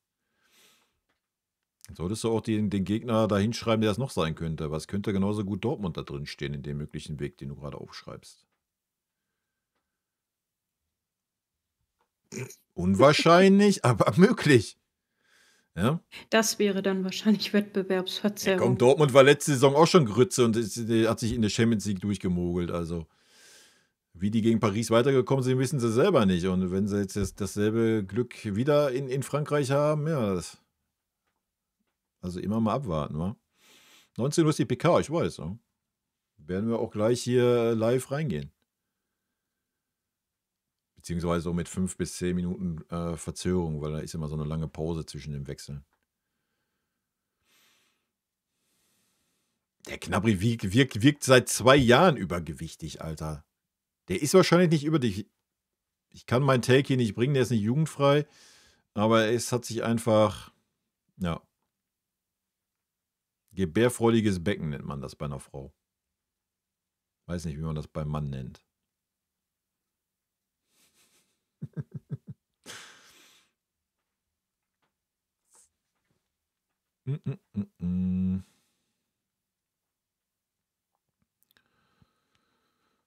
Ach, Leute. Lass uns erstmal morgen das Spiel durchbringen und dann können wir uns mit dem nächsten Gegner befassen, weil wir brauchen uns jetzt noch nicht mit Barca befassen. Ich denke, Barca ist auf jeden Fall ein krasser Gegner, erst recht mit Hansi und ich meine, wir brauchen es ja gar nicht reden, wir haben 5:1 verloren, so, Punkt. Da wissen wir schon, was das für ein Gegner ist. Inter, keine Ahnung, kann ich schwer einschätzen. Haben, glaube ich, in der letzten Zeit auch nicht so nee, das war AC Milan, war, der nicht so die Ergebnisse einfährt. Naja, die drei guten Monate hat er auch nicht wirklich gehabt. Also ich kann mich an keine 3 guten Monate von Gnabry erinnern. Ich kann mich an 4, 5 Spiele am Anfang erinnern, ja. Und danach ging es schon wieder dahin. Und dann war er auch schon wieder verletzt und dann ja, ging es noch weiter dahin. Und jetzt ist ein Gnabry wieder da angekommen, wo er immer ist. Das würde wahrscheinlich noch nicht mal für einen Stammspieler unter den ersten 5, 6, 7 Plätzen in der Bundesliga reichen, was der als Leistung zeigt. Ja. Nur, dass er bei uns halt 17, 18 Millionen kassiert. Grandios, oder?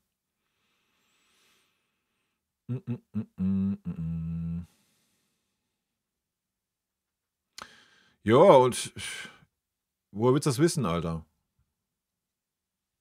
Ja, Leverkusen wird sich wahrscheinlich auch gedacht haben, oh, hätte ich meinen Witz nicht aufgestellt. Woher will man das wissen? Hättest du Harry Kane aufgestellt, hättest du Ulisse aufgestellt, die Bochumer hätten einmal eine Blutgrätsche gemacht und der wäre verletzt raus, dann hättest du gesagt, Alter, wie kannst du denn den aufstellen im Spiel gegen VfL Bochum, wenn du eine Woche später in der Champions League spielst? So. Ja, du findest immer Argumente. Kannst das doch eh nicht beeinflussen. Ist doch alles gut. Ja. Kompanie hat alles richtig gemacht aus meiner Sicht, hat danach auch noch eingewechselt, weil er gesehen hat, komm, wir versuchen es nochmal für eine Stunde, let's go. Oder 20 Minuten, was es waren, 25. Ja, und selbst die konnten es nicht mehr rumreißen und gut ist, Feierabend. Und auch da hast du ja gesehen, dass ihm das Spiel nicht egal ist, aber sonst hätte er die Spieler nicht eingewechselt. Weil das Risiko einer Verletzung hast du natürlich immer. Und erst recht bei uns. Wie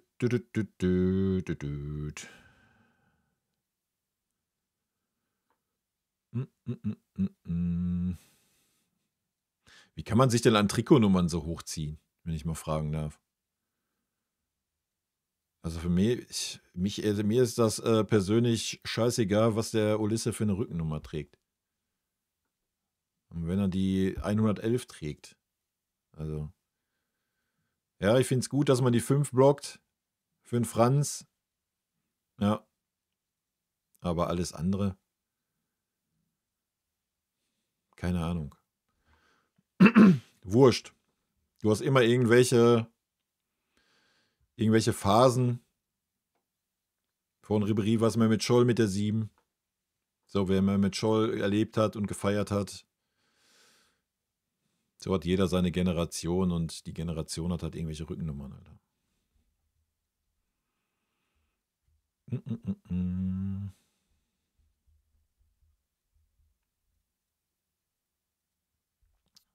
Aber in dem Spiel gegen Bochum hat man total gesehen, wer keine Form hat diese Saison.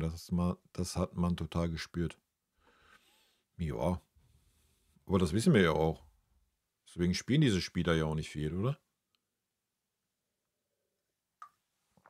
Und dass ein Stunny noch keine Form hat, Alter, nach der Länge der Verletzung oder ein Ito noch nicht bei 100% ist doch auch klar. Ich fand, Ito hat es eigentlich ganz gut gemacht. Ja. Ist halt traurig, dass ein Gnabry und Sané keine Form haben, die halt lang genug da sind, genau wie im Thomas Müller. Ja. Das sind so, die man vielleicht eher kritisieren kann, in meinen Augen. Magic, ja, danke für dein Primey. Im 3. Monat. Vielen lieben Dank.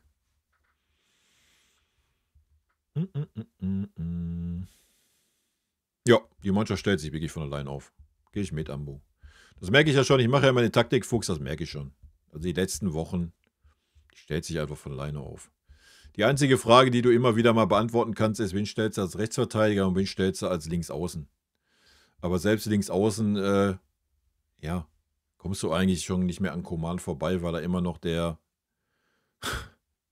sicherste ist. Da weißt du wenigstens, du kriegst das Level, mit ein bisschen Glück kriegst du das Level und bei den anderen beiden ist, ja, du kriegst safe das Level und mit ein bisschen Glück kommst du mal auf das Level von King.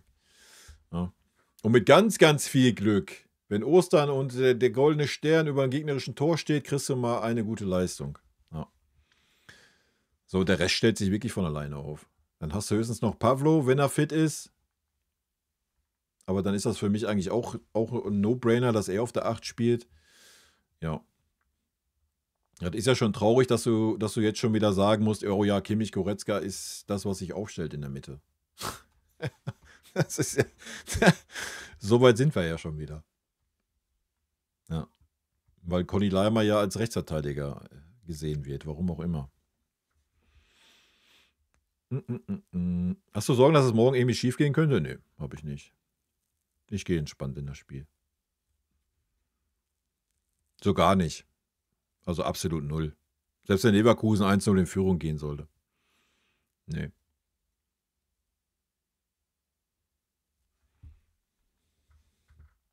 Eben aus Grund dieser Rotation, ne? Aber das werden wir dann sehen. Wie ihr wisst ja, wenn ich ein gutes Gefühl habe, dann wird es manchmal wild. Der Buchmann, Alter. Fang nicht mit dem Buchmann an. Sorry. Also, selbst wenn der jetzt irgendwie nochmal die Kurve kriegen sollte, ja, sorry, den kannst du keinen Profivertrag geben. Tut mir leid. Der ist seit 2 Jahren Teil des Profikaders und du hast ihn nicht einmal gesehen. Ja, dann war er jetzt nach einem Dreivierteljahr wieder mal da, zweite Mannschaft, zack, 2 Spiele verletzt. Ja, sorry, Alter. Ist alles gut. Ja. Lernen einen richtigen Beruf und gut ist. Was willst du mit so einem Spieler, Alter? Was willst du damit? Katastrophe. Ich meine, das in jungen Jahren. Stell dir mal vor, der ist 30. Ja.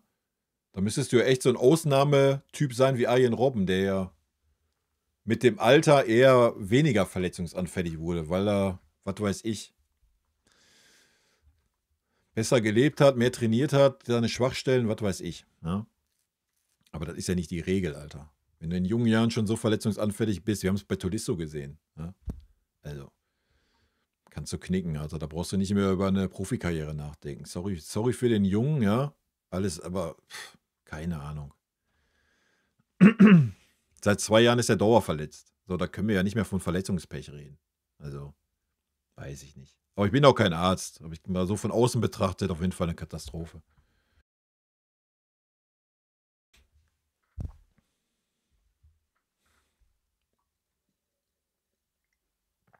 Und sind wir mal realistisch für die nächste Saison?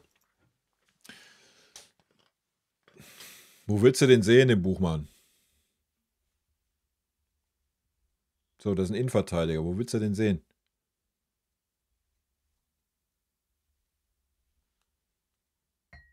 Du hast 4 Innenverteidiger in dieser Mannschaft. Mit dem Airbag 5. Ja, wo willst du da einen Buchmann sehen? Schwierig, ne? Ja, genau. Haben wir gut gemacht. Wir haben das nämlich abgesprochen. Lasst mal den Guerrero ein bisschen Freiraum. Der ist gut drauf. Ne? Dann stellst du deinen Fuß rein. Wenn der Palhinha da den Ball spielt, dann stellst du den Fuß rein, damit er die rote Karte kriegt und damit wir das Spiel dann ganz geschickt 3-2 verlieren können. Ja. Haben wir geschickt gemacht. Wieso? Also für Dortmund ist die Champions League weg. Da brauchen wir nicht drüber reden. Sorry. Der Zug ist abgefahren. Was sind das? 7 oder 8 Punkte haben die Rückstand. Sorry, der ist weg. Wir werden den 5. Platz nicht holen für die Champions League dieses Jahr. Dafür sind wir international zu schlecht. Der Zug ist weg. Die können froh sein, wenn sie irgendwie noch in internationale Geschäft kommen. Ja. Aber gut, wer sich den Kovac als Trainer holt, sorry. Ja.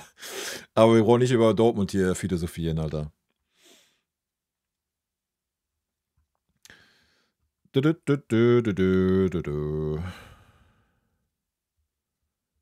wir haben aber schon immer Probleme gegen tiefstehende Gegner. Schon immer. Seit Jahren. Seit Jahren haben wir dieses Problem. Das wird sich auch nicht ändern, weil es nun mal einfach schwer ist. Ja, das darf man da auch nicht vergessen. Es ist einfach schwer. Es sah diese Saison halt in vielen Spielen viel, viel besser aus, weil wir ein super hohes Pressing haben. So, und wenn der Gegner dann tief steht und dann mal ein bisschen rausrückt und wir den Ball in dieser Phase dann erobert haben, dann sah es halt gut aus. Ne? Deswegen sah das am Anfang der Saison so gut aus. So, mittlerweile rücken die ja gar nicht mehr raus. Ja. Weil die das ja auch sehen, wie wir gegen Pressing spielen. Mittlerweile bleibt der Gegner einfach hinten stehen und schickt vorne 2 Leute und entweder wird das was oder nicht. So. Das ist, wie die gegen uns spielen. Und wir haben uns schon immer schwer getan. Also keine Ahnung. Ich kann mich an keine Mannschaft erinnern, wo ich mal sage, boah, jo, das ist egal, wie der Gegner hinten drin steht. Die spielen wir an der Wand. Also, selbst unter Pep, ja, hast du gefühlt 100% Ballbesitz gehabt und wolltest den Ball über die Linie tragen, weil Schießen mehr wie 10 Meter entfernt verboten war. Selbst da hast du dich super schwer getan gegen tiefstehende Gegner. Also, Das war schon immer so. Das wird auch immer so sein, wenn du die offensive Mannschaft bist.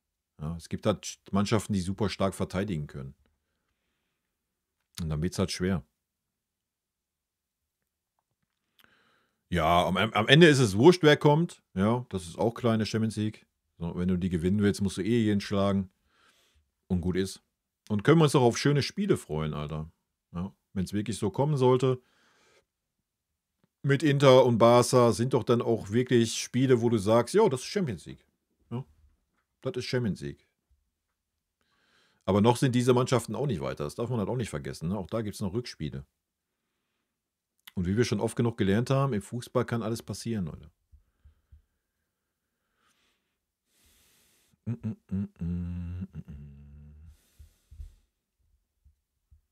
Naja.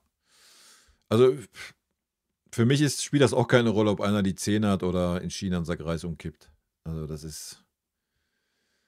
Ich verstehe das irgendwo. Früher gab es das mal. So, früher hat die Nummer noch eine Hierarchie gebildet. Ja. Da war die 10, du warst der Spielmacher, die 11, du warst der Stürmer oder die 9. So, ja, alles gut, aber das ist doch schon lange nicht mehr.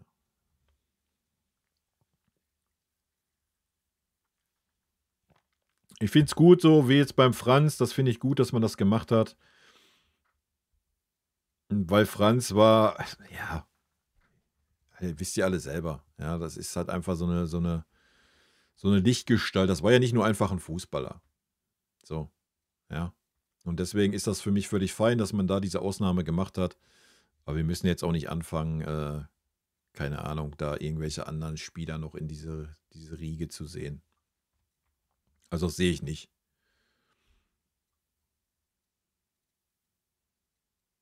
Und so, wie gesagt, die Rückennummer.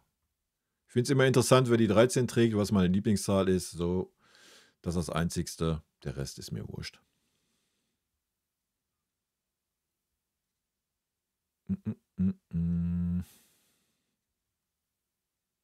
Naja, bei Pavlo habe ich ja auch schon gesagt, Pavlo hat das Problem Kimmich halt einfach, ne? Punkt. Und das Problem Verletzungen. Ja. Wenn du dich am Anfang der Saison erinnerst, die ersten, was waren es? 6, 7, 8 Spiele? Alter, das war grandios. Das war grandios gut mit Kimmich und Pavlovic in der Zentrale. Das war, keine Ahnung, habe ich selten gesehen, so eine gute Zentrale bei uns. Ja, auch die Abstimmung war super. Ja, dann war Pavlo raus und dann ging es dahin. Na, dann kam Pavlo jetzt irgendwann wieder und ja, Kimmich ist wieder in seiner Kimmich-Rolle, überstrahlt wieder 3 Positionen. Das heißt, wenn du als Achter aufgestellt wirst, hast du für den Josh zu arbeiten, Punkt. Ja, und deswegen ist ein Pavlo dann so untergegangen. Was heißt untergegangen? So, er hat ja trotzdem gute Spiele gemacht. Querpass Pavlo halt. Quer und nach hinten. Ja, weil das ist, wie du dann den Josh unterstützen musst. Ja, und das war sein Problem. Das hast du dann gesehen, wo dann Josh raus war.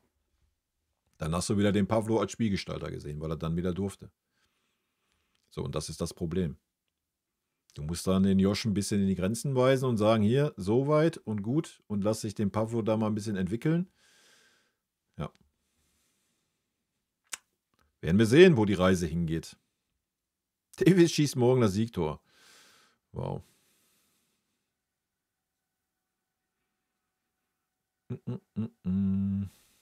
Wir haben gelernt, dass es die Schuld von Kimmich ist. Ja, ganz genau. Am Ende die Schuld von Kompany, weil Kompany muss ein Kimmich da mal ein bisschen einbremsen. Ja.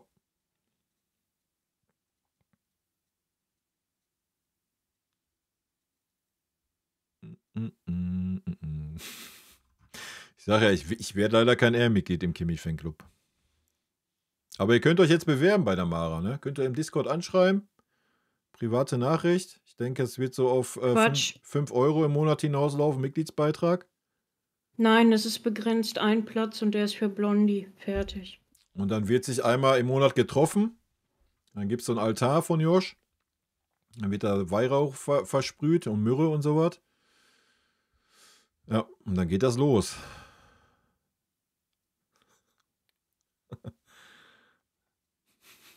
Aber was trinkst du da eigentlich die ganze Zeit? Das kann doch nichts Richtiges sein, oder? Ja.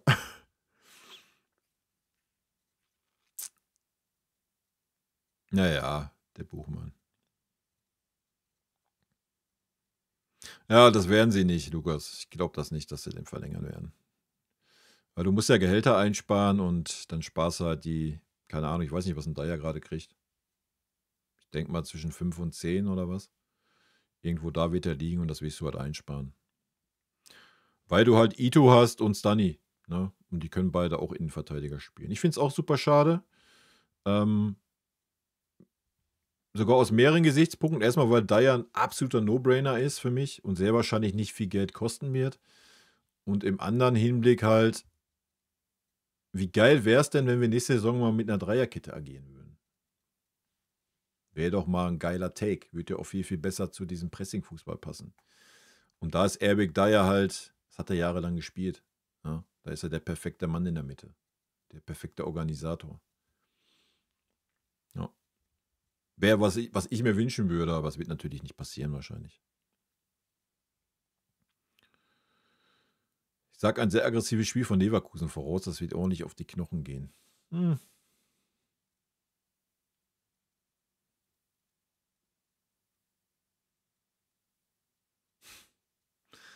Barca konnte das sehr gut gegen tiefe Gegner, aber ich denke mal, das lag auch eher an Messi. Was soll man dazu sagen, Alter? Wenn du Messi in deiner Mannschaft hast, dann, wenn der einen normalen Tag hatte, dann war das fast egal, wie der Gegner stand. Sagen wir, wie es ist. Er hatte aber auch natürlich die passenden Spieler drumherum. Das darfst du ja auch nicht vergessen. Barca war ja nicht nur Messi in dieser großen Phase. Ja. Guck mal allein, was da aus der Zentrale kam mit Iniesta und so weiter. Und guck mal, was er immer vorne neben sich hatte. Ja, also, das war schon immer Extraklasse, ne? Ihr macht den alleine auf, okay.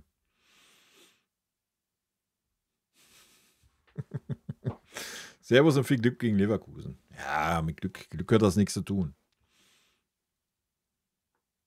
Müssen einfach liefern. Ja, und Dann jetzt wird das liefern schon. mal die PK. Ruhig bleiben, ne? Naja, aber also wie gesagt, wir müssten mal googeln. Ich weiß nicht, ob das irgendwo steht, was der da ja verdient.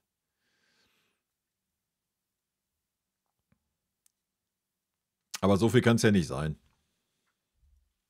Und ja, für mich wäre es ein absoluter No-Brainer.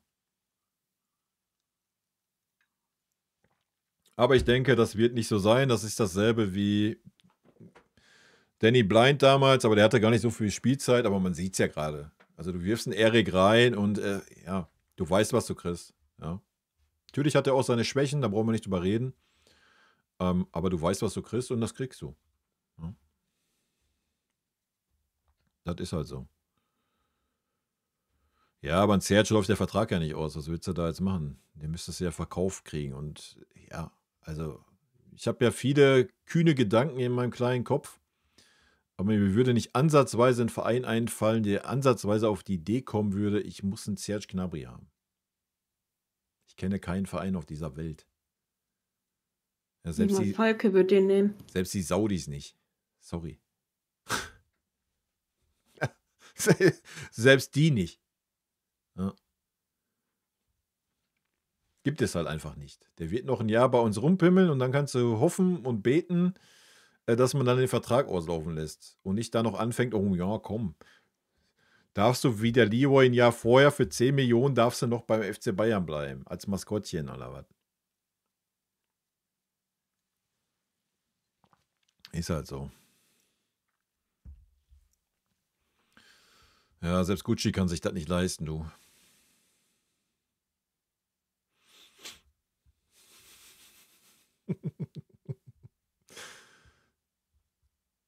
Ja, für Serge ist da einfach kein Markt da. Das ist einfach so. Also da muss schon wirklich sehr verpeilt sein. Ich weiß nicht, hat der Serge mal irgendwie so einen Trainer gehabt, der so ein absoluter Förderer war? Ist der vielleicht irgendwo tätig?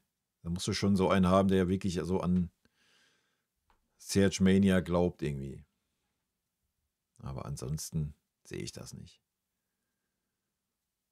Das ist ja nicht erst jetzt seit dieser Saison so. Das ist ja wirklich die letzten 3 Jahre. Ja? Also das muss man ja mal sehen. So bei einer schlechten Saison, da guckt man ja oft drüber hinweg. Ne? Da denkt man sich, ach komm, den kriege ich schon hin wieder. Aber aber sorry, das ist jetzt die 3. Saison, die einfach katastrophal ist. Ja. Und da wirst du keinen Markt finden, der sagt, oh, den Spieler zahle ich gerne 17 Millionen. Da wirst du wahrscheinlich noch nicht mal jemanden finden, der sagt, oh, dem Spieler zahle ich gerne 10 Millionen. Ja, und dann wird es halt schon schwer.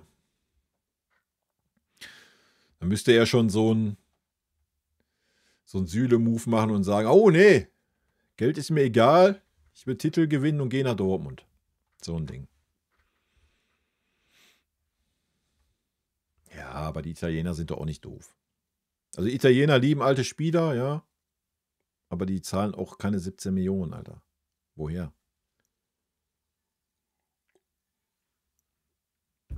Die bekommen doch noch weniger TV-Gelder, wie wir das bekommen. In der Bundesliga. Da hast du dann 3 Vereine, die Champions League spielen oder die öfter Champions League spielen, die können sich ein bisschen was leisten und der Rest ist doch. Ja, so. Die müssten halt schon starke Abstriche machen und das ist halt die Frage, ob sie das wollen. Gut. Haben wir alle Themen durch, wa? Gehen wir mal in die PK rein, damit die Mara zufrieden ist.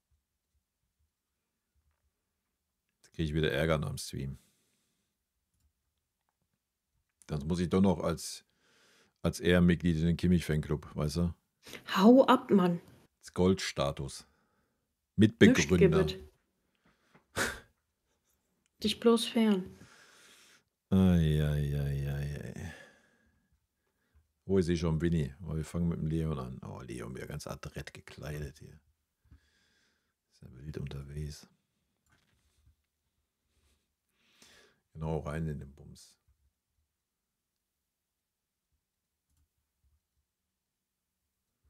Oh, muss ich aber erstmal den Chat hier wegmachen. So geht's ja nicht.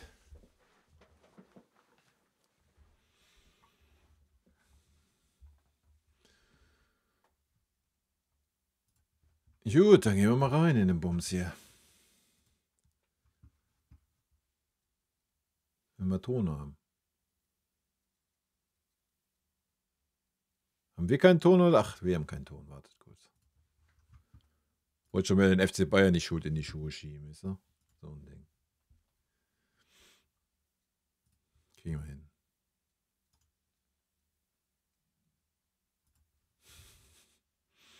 Ich meine, wäre jetzt auch nicht so unrealistisch, oder?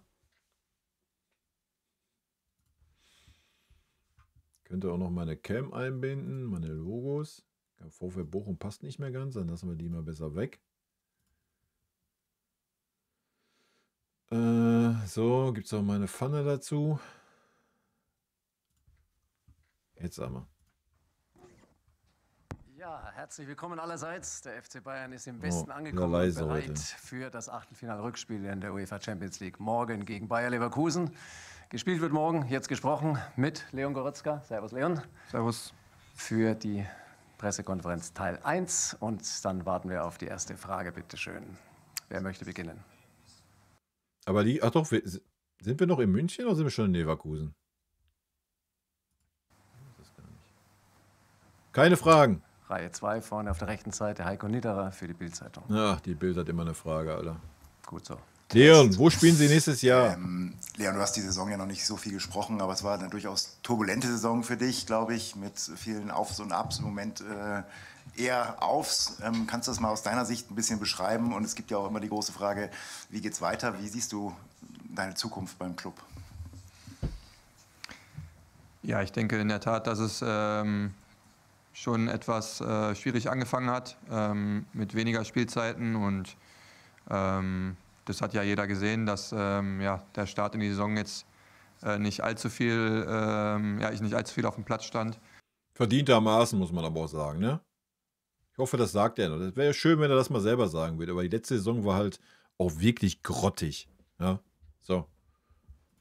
Und ja, ich habe versucht, weiter dran zu bleiben und ja, meinen Job zu machen, im Training Gas zu geben und inzwischen stehe ich wieder etwas häufiger auf dem Platz und darüber bin ich natürlich glücklich und zufrieden und so darf es. Leo, du holst jetzt nicht dein Handy raus und guckst da drauf. Was ist denn los? Junge, das ist aber mindestens genauso schlimm, ne? Wie ihr das hier gerade mit dem Lieber mit dem Arm wegschlagen gesagt habt. Was ist das denn für eine Respektlosigkeit? Auf einer Pressekonferenz das Handy rausholen und drauf gucken. Katastrophe.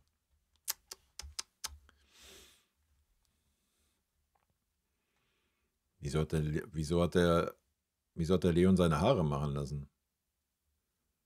Sieht das jetzt irgendwie anders aus wie sonst, oder was? Gerne weitergehen. Bitte? Ja, also aktuell mache ich mir da jetzt nicht allzu viele Gedanken. Ich habe ja auch noch ein weiteres Jahr Vertrag und Ja, und ich habe auch kein Interesse, den Club zu verlassen.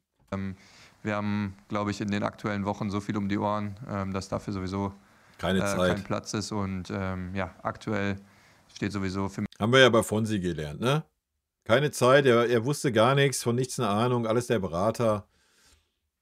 Hut ab. mich das Spiel morgen total im Fokus und dementsprechend gibt es da jetzt auch nicht viel mehr zu sagen, glaube ich. Dankeschön. Dann geht es weiter mit Torben Hoffmann für Sky. Natürlich die Frage auch, die Vorzeichen für das morgige Spiel. Wie siehst du das? Ich meine, mit einem 3-0-Polster hier nach Leverkusen zu fahren, ist natürlich, glaube ich, schon mal ganz ordentlich. Und eine Nachfrage noch, geht gar nicht um die Zukunft, aber wie ist es für dich mental auch mit so einer Situation umzugehen? Das war bei Thomas Tuchel ja auch schon so ein bisschen ähnlich. Da waren ja auch fast alle irgendwo Verkaufskandidaten. Aber Ja, wenn das mental so scheiße wäre, dann hätte er ja nicht diese Leistung gebracht, die er gerade gebracht hat. Also, die Frage hätte er sich auch selber beantworten können, oder? Und der Leon hat sonst immer Lücken im Haar. Okay. Auf was ihr alles so achtet, Leute, wild. Wie geht man damit mental um? Weil du hast, glaube ich, sportlich sehr gut reagiert auf den Platz. Ja, ich glaube, dass wir morgen mit einem 3-0 im Hinspiel ins Spiel gehen, ist natürlich ein Vorteil, gar keine Frage. Und trotzdem ist es jetzt, glaube ich weiß gar nicht, das 5. Spiel schon, die Saison gegen Leverkusen. Und es waren immer enge Duelle und wir wollen unabhängig vom Hinspiel morgen das Spiel gewinnen und uns von unserer besten Seite zeigen. Und da werden wir jetzt nicht irgendwie anders an die Spiele rangehen als in den Spielen zuvor. Und der zweite Teil der Frage war über mental. Ne? Ja, wie du mit der ganzen Situation umgegangen bist, weil es sich so ein bisschen wiederholt hat und dann eben halt so zurückzukommen und so stark sich dann auch zu präsentieren, ist ja wahrscheinlich auch nicht ganz so easy. Ja, ich glaube, das ist immer eine Frage der richtigen Einordnung. Ich glaube, man muss sich dann, oder das habe ich auf jeden Fall versucht, mich darauf zu konzentrieren, was ich auch beeinflussen kann. Und darauf habe ich mich konzentriert und das ist in erster Linie nämlich im Sommer, wo ich ja ein bisschen mehr Zeit hatte, als ich wollte, mich körperlich in eine gute Verfassung zu bringen. Das ist immer die Grundvoraussetzung und des Weiteren halt einfach zu schauen, dass man die Dinge nicht zu nah an sich ranlässt und schaut, dass man hart an sich arbeitet, im Training Gas gibt und einfach seinen Job macht. Und ich glaube, da habe ich dann auch schon so viel Vertrauen in meine Fähigkeiten, dass ich weiß, dass ich einer Mannschaft immer helfen kann. Und darauf gilt es, sich dann zu fokussieren, wenn es mal nicht so gut läuft. Und ich glaube, da bin ich dann schon auch irgendwo ein gutes Beispiel dafür, dass sich das auch lohnen kann. Ja, was soll er anders sagen? Sag ich mal so. Weiß ich nicht.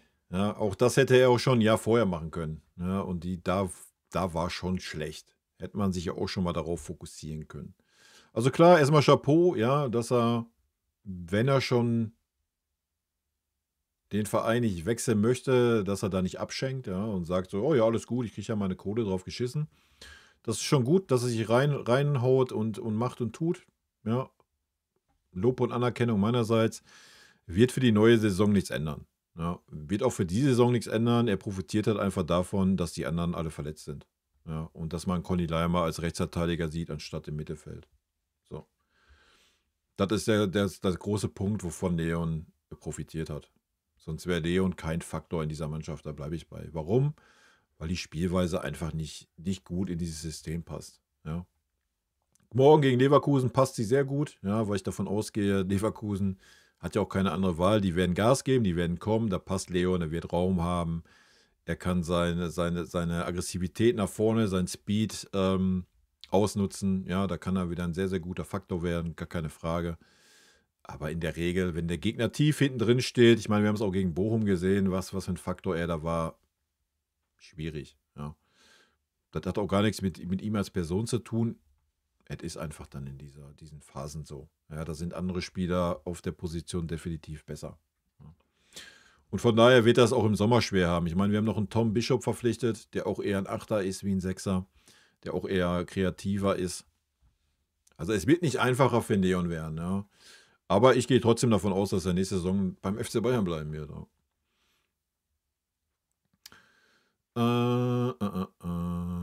Janik vom Discord, schön auch hier dabei zu sein. Servus.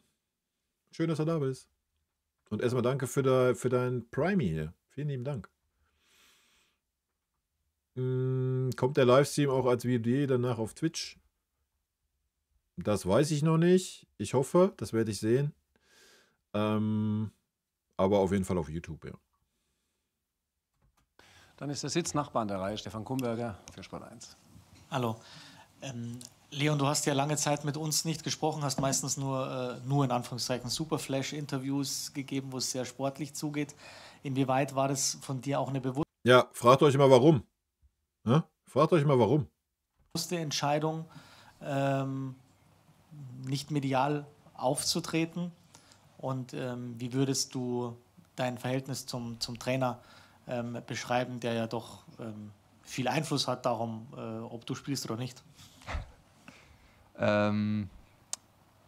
Ja, also erstmal, klar war das eine bewusste Entscheidung. Also ich wollte mich einfach voll auf den Fußball konzentrieren und ja, habe auch irgendwie das Gefühl gehabt, dass man die Situation jetzt mit Worten nicht lösen kann. Und ja, deswegen habe ich mich darauf konzentriert, wie gesagt, was ich vorhin schon gesagt habe, was ich selber beeinflussen kann, hart damit zu arbeiten, mich auf den Sport zu konzentrieren. Das ist das, woran es am Ende darauf ankommt. Und, aber jetzt bin ich ja wieder hier und stelle mich euren kritischen Fragen.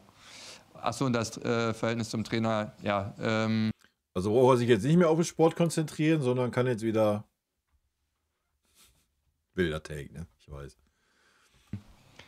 Das war von Anfang an sehr gut. Auch wir hatten eben über den Anfang der Saison gesprochen, wo ich jetzt nicht allzu viel gespielt habe, hatte ich immer das Gefühl, dass er mich schätzt und immer ehrlich zu mir war und ja, sehr, sehr gut mit mir kommuniziert hat. Das hat mir ja, ein richtig gutes Gefühl gegeben, auch an mein Spiel zu glauben. Ich glaube schon, dass er ja auch, sage ich mal, von mir überzeugt war, zu was ich imstande bin und hat mich bestärkt in dem Weg und ja, ist dann am Ende auch aus meiner Sicht zu einem ja, guten Ende gekommen, aber wenn ich jetzt noch nicht die Situation hier als Ende bezeichnen möchte, aber ja, eben eine positive Wendung bekommen und dementsprechend gut ist das Verhältnis auch zum Trainer. Jetzt haben wir bestimmt sportliche Fragen auch noch jede. Ja, jetzt muss der Dieter wieder so ein klein bisschen eingreifen. Ne? Haben wir denn noch sportliche Fragen? Sag doch einfach mal klipp und klar nur sportliche Fragen, wenn das nur sportliche Fragen sein sollen. Ne? Aber da sieht man ja mal an den Worten von Leon, was ich ja auch immer gesagt habe, da kannst du auch nicht weit genug den Hut für ziehen, dass ein Kompanie ja, selbst das so moderiert kriegt, ne? Und selbst das so, ja, die Spieler das Gefühl gibt, dass wenn du die Leistung bringst, auch die Chancen bekommst, ne? Menge Vincent Schirpke für Merkur TZ. Servus.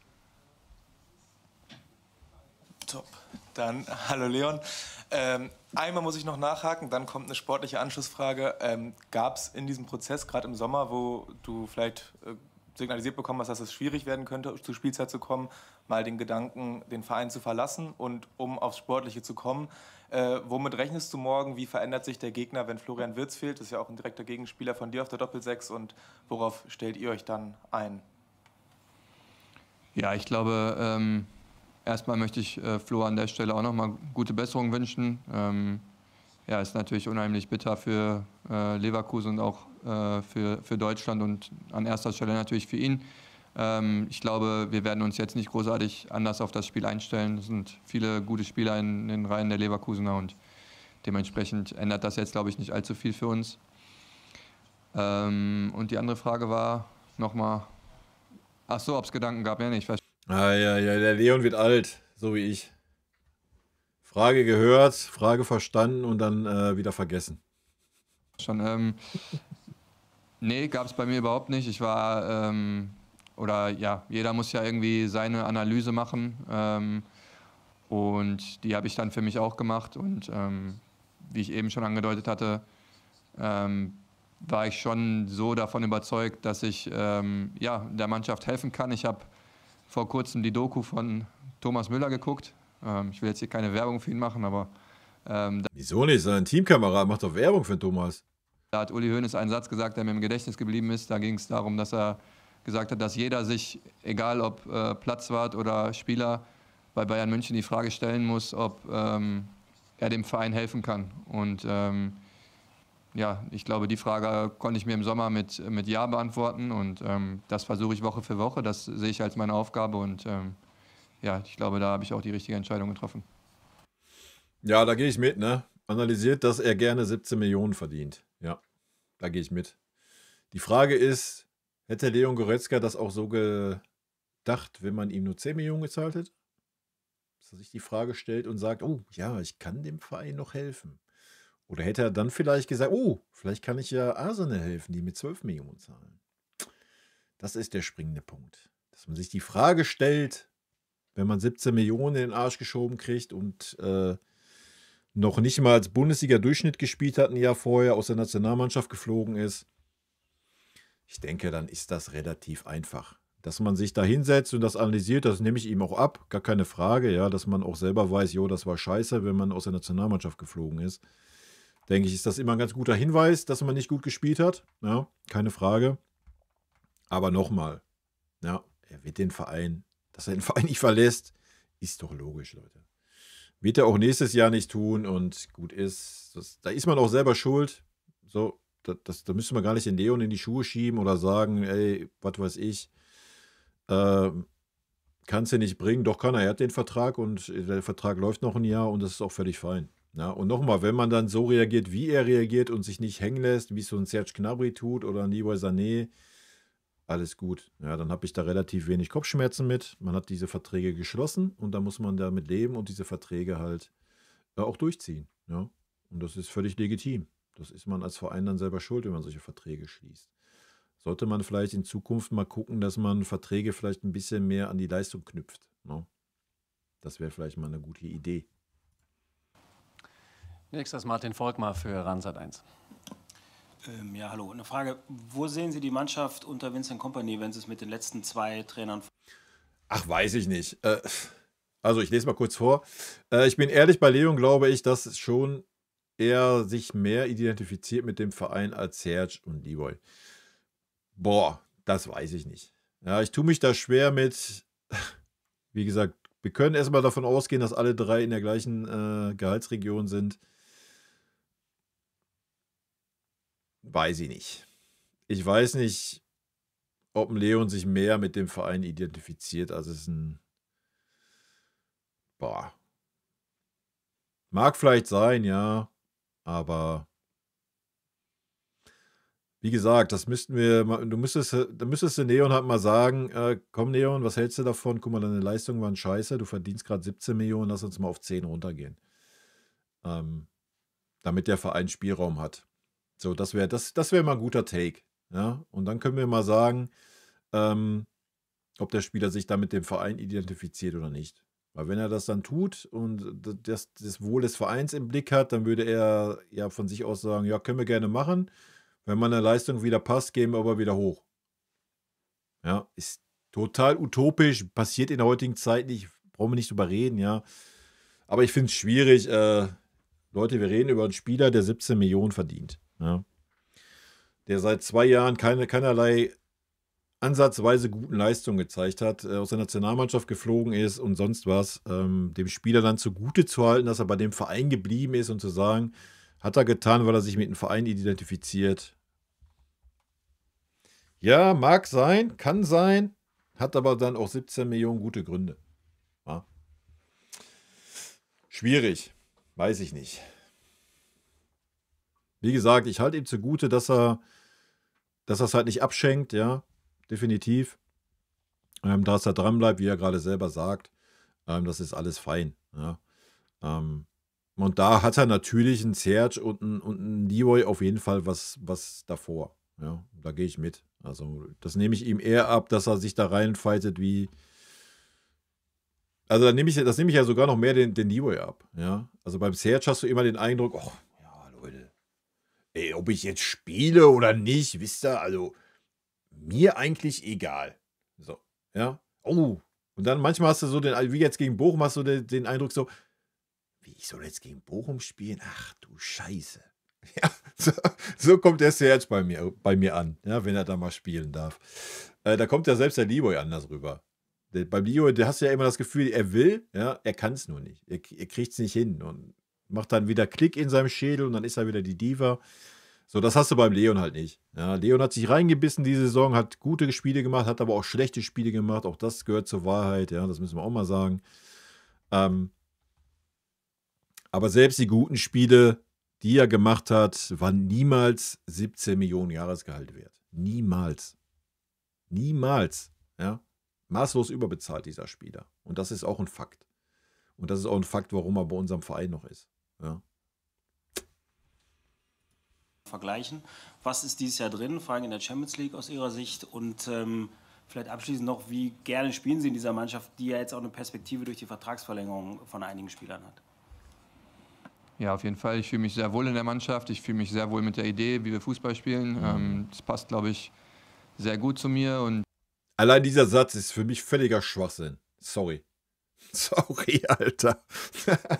Dass sich Leon da hinsetzt und erzählt, die Philosophie und diese Spielweise passt sehr gut zu mir. Ja, sorry, Alter. Dann sollte er nochmal zurück zum Anfang der Saison gehen und nochmal analysieren. Und, ich bin schon davon überzeugt, dass wir diese Saison einiges reißen können. Wobei, ich mache einen kleinen Einschub. Als Sechser, ja, vielleicht. Ja, als Sechser sehe ich ihn vielleicht. Hinter Josh. Ja. Aber wenn er sich da hinsetzt und sagt, die Spielweise passt super zu mir, Alter, dann läuft irgendwas verkehrt. Wir haben immer mal wieder Spiele drin, wo wir merken, dass es noch nicht so stabil ist, wie wir es uns wünschen. Und trotzdem schaffen wir es eigentlich auch immer, da wieder gut drauf zu reagieren und uns an diesen Prinzipien, die wir uns jetzt über, weiß gar nicht genau, 7, 8 Monate aufgebaut haben, uns daran festzuhalten. Und die sind, glaube ich, unheimlich wichtig. Und die passen auch zum FC Bayern, die passen zu uns als Mannschaft. Und dementsprechend bin ich sehr froh, in der Mannschaft zu spielen und auch froh mit der Art und Weise, wie wir als Mannschaft spielen. Und natürlich auch glücklich über die Verlängerung, dass wir die Jungs davon überzeugen konnten, dass bei Bayern einiges geht in den nächsten Jahren. Dann rechts da hinten bitte, ja. Hallo Herr Goretzka, ihr habt seit einer knappen Woche eine neue Nummer 1, zumindest vorübergehend. Wie erleben Sie Jonas Urbich und gab es vielleicht mal auch zusammen mit Ihnen ein paar Einheiten im Kraftraum? Weil es sieht so aus, als hätte er ein paar Kilo Muskelmasse draufgepackt. Ja, ich habe da jetzt keinen Vergleichswert bei ihm, aber er macht auf jeden Fall, also gibt eine gute Figur ab in seinem Trikot. Da gebe ich dir recht. Viel im Gym habe ich ihn jetzt noch nicht getroffen, aber das liegt auch daran, dass ich da aktuell zu selten bin. Was ist da los, Leon? Und ansonsten macht er auf mich einen sehr abgeklärten Eindruck und einen sehr guten Eindruck. Ich glaube, er hat die echt schwierige Situation im Hinspiel sehr gut gemeistert und ja, ansonsten kann ich nur sagen, dass wir ihm da voll vertrauen. Völlig egal, wer von unseren Torhütern da hinten drin steht. Der kann sich zu 100% darauf verlassen, dass wir da ihm helfen werden. Und ja, lassen wir es mal auf uns zukommen. Ja. Und ich meine, die sportliche Qualität oder die sportliche Leistung, die Manuel Neuer diese Saison gebracht hat, kann auch jederzeit einen Perez oder einen Ubich bringen. Ja, da war ja bisher die Saison nichts, auch nur ansatzweise mal übermenschlich oder Weltklasse oder sonst irgendwas. Ja, das war eine ordentliche oder durchschnittliche Leistung, die Manuel Neuer die Saison gebracht hat und das können die anderen beiden jederzeit auch tun. So, ich glaube, wir haben noch 2 Fragen. Die Dame hinten rechts, bitte, ja. Jana Glose von der dpa. Ich würde wissen, gerne einmal, Sie haben ja schon über Ihren Kampf zurück beim FC Bayern gesprochen. Wie sieht es denn aus mit DFB-Comeback? Machen Sie sich da irgendwie Hoffnung? Sind da vielleicht auch im Kontakt mit Julian Nagelsmann? Keine Chance. Keine Chance. Nee, ich bin nicht im Kontakt mit Julian. Ich weiß gar nicht. Also Hoffnung, klar, ich meine, das ist ja kein Geheimnis, dass ich jedes einzelne meiner Länderspiele mit großem Stolz gemacht habe und mir natürlich auch wünschen würde, dass dann auch welche dazukommen. Aber ich mache mir da jetzt keinen Stress oder mache mir dazu gar keine Gedanken. Ich glaube, wenn der Julian mich anrufen sollte, dann werde ich abheben und dann kann man sicherlich auch einige Dinge, die im Sommer passiert sind, besprechen. Und also ich bin grundsätzlich jetzt immer jemand, mit dem man kommunizieren kann, mit dem man sprechen kann. Und ich glaube, das Gleiche gilt für Julian auch. Ja, würde mich ja mal interessieren, was da passiert ist. Also aus meiner Sicht wurde er nicht nominiert, weil die Leistungen einfach katastrophal waren. Ja, und das war völlig zu Recht so. Ja, und die Nationalmannschaft geht in einer ganz anderen Richtung. Da musst du nicht wieder anfangen, selbst. Also erstmal sind die Leistungen, die Goretzka die Saison gezeigt hat, jetzt nicht so, dass man sagt, wow, der muss unbedingt in die Nationalmannschaft. Ja, das kannst du über einen Kimmich sagen, aber nicht über einen Leon. Punkt 1. Ja. Und Punkt 2, jetzt wieder anzufangen zu sagen, oh jo, jetzt hat aber dieser alternde Star, der hat jetzt noch mal gute 3 Monate gehabt. Den muss ich jetzt sofort die Nationalmannschaft zurückholen. Ja, sorry. Dann hättest du vorher vielleicht mal nicht 2 katastrophale Jahre haben sollen, Alter. Also ich finde es gut, dass der Julian da die Eier hatte und die geht ja nicht nur um Leon, auch alle anderen, die einfach keine Leistung bringen, ja. Nur weil sie Spieler beim FC Bayern sind, heißt das nicht automatisch, dass sie deutsche Nationalspieler sein müssen. Dann da nochmal 2 Fragen hintereinander. Alex Schlüter auch noch. Stefan Kumberger zunächst, ja. Leon, gefragter Mann heute. Leon, du warst der Einzige, der gegen Bochum nicht rausrotiert wurde. Das war eine Niederlage. Was kann man aus so einem Spiel lernen oder ist das völlig uninteressant? Der Leon sitzt da jetzt und denkt sich auch, hey, zum Glück haben die Bochumer 3 Punkte geholt. Interessant, weil alles rotiert wurde und Leverkusen ein völlig anderer Gegner mit anderen Vorzeichen ist. Ja, ich glaube, das Spiel muss man ein bisschen differenzierter analysieren. Ich glaube, wir haben eigentlich in der ersten Halbzeit echt ein gutes Spiel gemacht. Dafür, dass auch so viele quasi neue reingerutscht sind, hatten wir das Spiel sehr gut im Griff. Und ja, dann kriegen wir ohne Chancen zu erspielen, wa? Aber sonst stimme ich ihm zu. Zum einen dieses Tor eigentlich aus dem Nichts durch den Standard. Das kann man natürlich besprechen, wie man es besser verteidigt, auch wenn es, glaube ich, in der Entstehung sehr unglücklich war. Und danach ist es halt die rote Karte, die das Spiel natürlich total verändert. Ich glaube, bis zur Halbzeit hat Bochum das noch gar nicht so richtig verstanden, dass sie dann mehr waren. Und das ist richtig. Ja, in der zweiten Halbzeit haben wir es dann einfach nicht geschafft, so von der Mentalität her eben reinzugehen, wie du in Spiele reingehen musst, wenn du ein Mann weniger bist. Und das können wir mit Sicherheit mitnehmen. Ansonsten, glaube ich, hilft das Spiel jetzt nicht so viel, um daraus zu lernen. Klar willst du aus jedem Spiel irgendwie was mitnehmen, aber ich glaube, ein Spiel mit 10 Mann über 50, 55 Minuten muss man immer gesondert betrachten.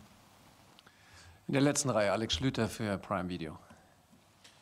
Leon, du hast ja gesagt, es gab jetzt schon ein paar Spiele in dieser Saison gegen Leverkusen, Spiele, die ja auch unterschiedlich verlaufen sind, rein taktisch, wenn wir jetzt auf morgen blicken. Was muss denn das aus eurer Sicht für ein Spiel werden? Das kann man ja taktisch unterschiedlich angehen mit dem, was da im Hinspiel passiert ist. Also die Besprechung haben wir noch nicht gemacht, deswegen müsst ihr das versuchen, dem Trainer gleich zu entlocken, wenn er da ist, auch wenn ich mir relativ sicher bin, dass es bei ihm wahrscheinlich noch schwieriger wird als bei mir. Ich glaube, dass wir einfach diese Saison mit Ausnahme von dem Bundesligaspiel eigentlich sehr gut ausgesehen haben gegen Leverkusen und ich glaube, dass wir mit einer ähnlichen Herangehensweise rangehen werden und das machen wir ja grundsätzlich eigentlich auch gegnerunabhängig. Das ist ja das, wovon ich eben gesprochen habe, mit der Art und Weise, wie wir mittlerweile Fußball spielen. Und das ist auch der große Unterschied zum vorigen Trainer, wa? Glaube ich nicht, dass wir uns da häufig an den Gegner anpassen. Okay, dann Torben Hoffmann noch einmal. Leon, noch mal was Positives. Der Rekordnationalspieler Lothar Matthäus hat sich ja auch noch mal zu dir geäußert, hat gesagt, dass du ihm so als Spieler am nächsten kommst, Box to Box, und hat auch die Kritik Da ist er selber überrascht. Ist ja auch geil. Nie verstanden, die gegen die ich mitunter da aufgekommen ist. Und ja, was macht das mit dir, wenn Lothar da so hochgradiges Lob abgibt in deine Richtung? Ja, ich freue mich natürlich über jedes Kompliment. Ich habe das jetzt noch nicht gelesen, aber ich glaube dir einfach mal, dass er das gesagt hat. Bei skysport.de kannst du schauen. Okay, perfekt. Hast du nochmal deine Marke schnell untergebracht. Sehr gut. Nee, ich freue mich natürlich, ja, wenn Lothar das so gesagt hat, und ich konnte die Kritik auch nicht verstehen. Und nein, Spaß beiseite. Ich bin, wie gesagt, froh, wenn er was Positives sagt. Es ist immer schön, wenn Leute das anerkennen. Und ja, ich versuche, dass er in Zukunft auch noch weitere Möglichkeiten hat, mich zu loben. Vielen Dank, Leon. Jo. Danke euch. Gleich sind wir zurück Merci. mit dem Coach. Ja. Servus.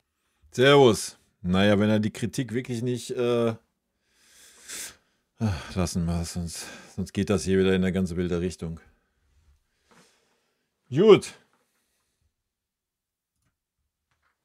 So Leute, ich lese jetzt erst eure Kommentare, aber erst gehe ich kurz austreten und dann gucken wir uns den Winnie an. Habe ich hier eigentlich auch einen Pause-Screen? Nicht wirklich, ja. Aber die Mara, die kennt das ja schon. Die unterhält euch so lange.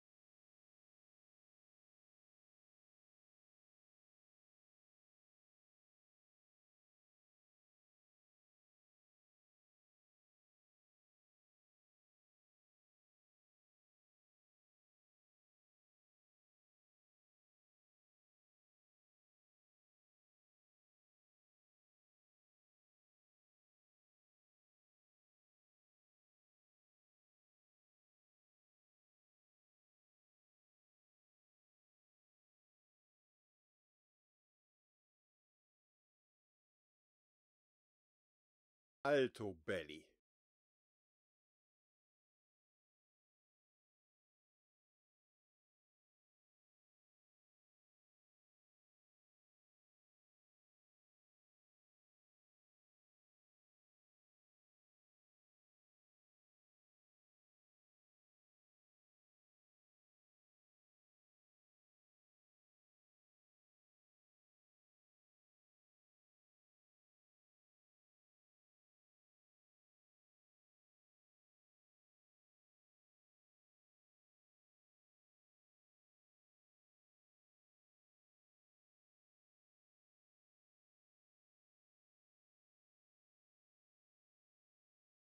Was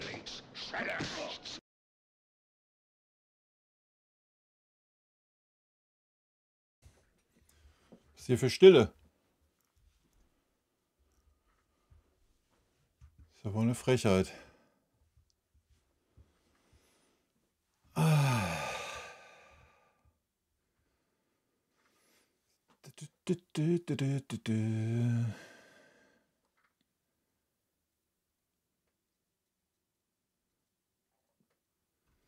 Ja, ja. Nagelsmann alles richtig gemacht, sehe ich auch so. Leon ist heimatverbunden. Ja, ist auch richtig so. Ist halt ein Bochumer Jung. Was Lothar das auch über Kimmich gesagt hat, ja, Lothar ist ja auch Kimmich-Goretzka Mittelfeld-Fan.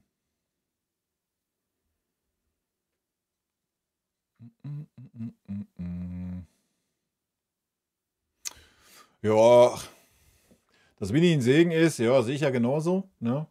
Ich denke mal, man hat das auch gesehen, dass das eine Einheit ist, Mannschaft und Trainer.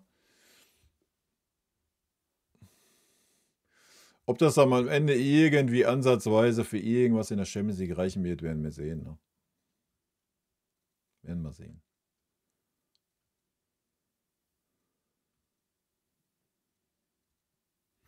Sky 90 habe ich schon ewig nicht mehr gesehen. Also diese ganzen Fußball-Talks habe ich schon ewig nicht mehr gesehen.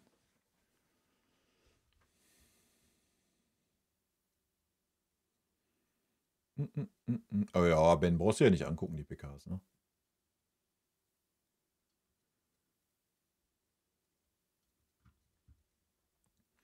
Ja, aber was soll man sonst sagen? Das sind halt Fragen, wenn man die stellt auf einer PK, dann weißt du, welche Antworten du kriegst. Das sind halt rhetorische Fragen. Ja, die kannst du dir halt eigentlich schenken.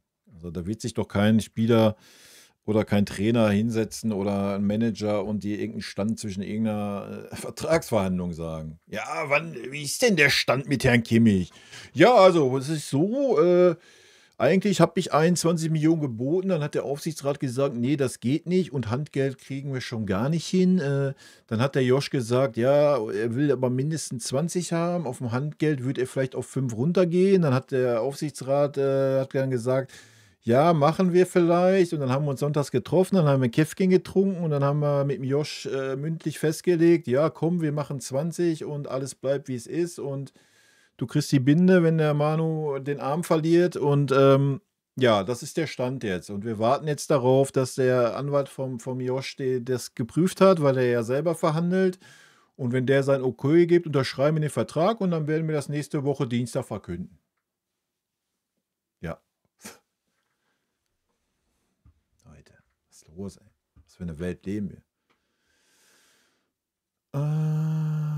Wenn Winnie noch einen besseren Kader bekommt über die nächsten Jahre, ohne Leroy, Serge, Manu, Thomas etc., geht da noch um einiges mehr sogar. Hoffe nur, so langsam, aber sicher schaffen wir auch die Umgestaltung. Trotzdem ein Wunder, was Winnie alles aus dem Tuchel-Kader rausholt, die Saison. Ja, ist es auch. Da gehe ich mit und ja, ich denke auch im Hinblick auf die Jugendspieler bei uns. Also ich glaube, Winnie hat viel der Sache geopfert diese Saison, dass es halt eine Mannschaft ist. Ja, und deswegen hat er viele, viele Talente geopfert. Ja, weil einfach das, ich habe es ja schon mehrfach gesagt, hättest du jetzt einen Aznu da reingeworfen, hättest du einen Tell jetzt einen Leroy und einen Serge vor die Nase gesetzt und so weiter, dann wären da Baustellen aufgegangen, das haben wir ja vorher schon erlebt. Ja. Und die Baustellen wollte er halt nicht haben in seiner ersten Saison. Und das kann ich verstehen. Da ist halt einfach ein Freund und ein Eber gefragt, um ja, einen anderen Kader dahin zu stellen. Ne? Und dann sieht das, glaube ich, auch anders aus. Ich glaube auch, dass wir Winnie erst in 1-2 Jahren wirklich beurteilen können. Ich hoffe, dass er so lange da ist, so lange da bleiben darf. Dann werden wir es wirklich seine Art Fußball sehen, glaube ich. Weil aktuell muss er sehr, sehr viel Rücksicht auf irgendwelche Namen nehmen. Leider. Ja.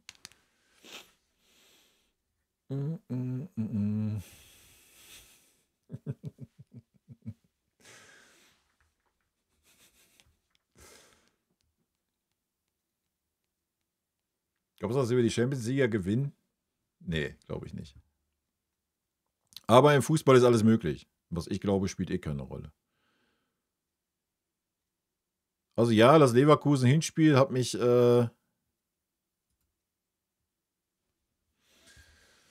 ja, wie gesagt, es kann alles passieren, aber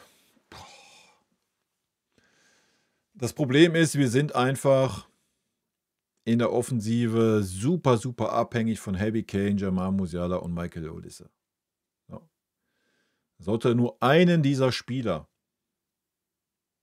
irgendwas passieren, gesperrt sein, schlechte Form haben, geht bei uns vorne super wenig. Ja? Und das ist ein Riesenthema. Sollten wir durchkommen? Ja, keine Verletzten haben bei diesen Schlüsselspielern. Sollten diese Schlüsselspieler fit sein, Form haben? Na klar, ja, wir sind der FC Bayern, alle, wir brauchen uns vor keiner Mannschaft verstecken. Ja.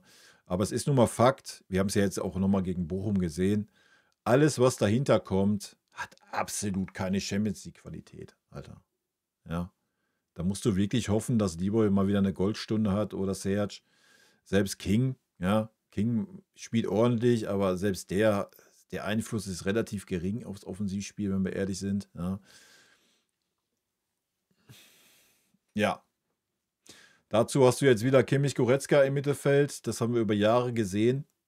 Ob das noch für die oberste Klasse in der Champions League reicht, wage ich zu bezweifeln. Torwartposition, wild, hast du einen Manuel Neuer, der immer spielen wird, sobald er gerade auslaufen kann, der aber absolut keine Form hat, wo man sagen würde, oh, das ist aber noch internationale Klasse. Das sind nur ein paar Faktoren, die ich jetzt aufgezählt habe, ja. Klar, wenn alle Form kriegen, wenn Manuel Neuer, ich meine, er ist verbessert jetzt die letzten Wochen, ist jetzt aber wieder raus. Ja, da werden wir sehen, wie kommt er wieder. So, man wird nicht sagen, wenn Neuer fit ist, wird man nicht sagen, komm, jetzt spielt ein Peretz oder ein Obich. Ja, nein, wenn der fit ist, wird er spielen, egal wie seine Leistung ist. Ja. Das sind die Baustellen, die wir haben. So. Dazu haben wir auf der rechten Seite einen Conny Leimer spielen, der kein Rechtsverteidiger ist. Wenn das eine Spitzenmannschaft oder jede Spitzenmannschaft wird das wissen auszunutzen. Haben wir schon in Leverkusen gesehen. Das sind so die Faktoren, wo es super schwierig ist zu sagen, yo, wir haben realistische Chancen aufs Finale. Alter. Ja, so ehrlich muss man sein. Auf der anderen Seite, wie gesagt, haben alle Form, sind nicht verletzt. Natürlich, ist alles möglich. Ja, gar keine Frage.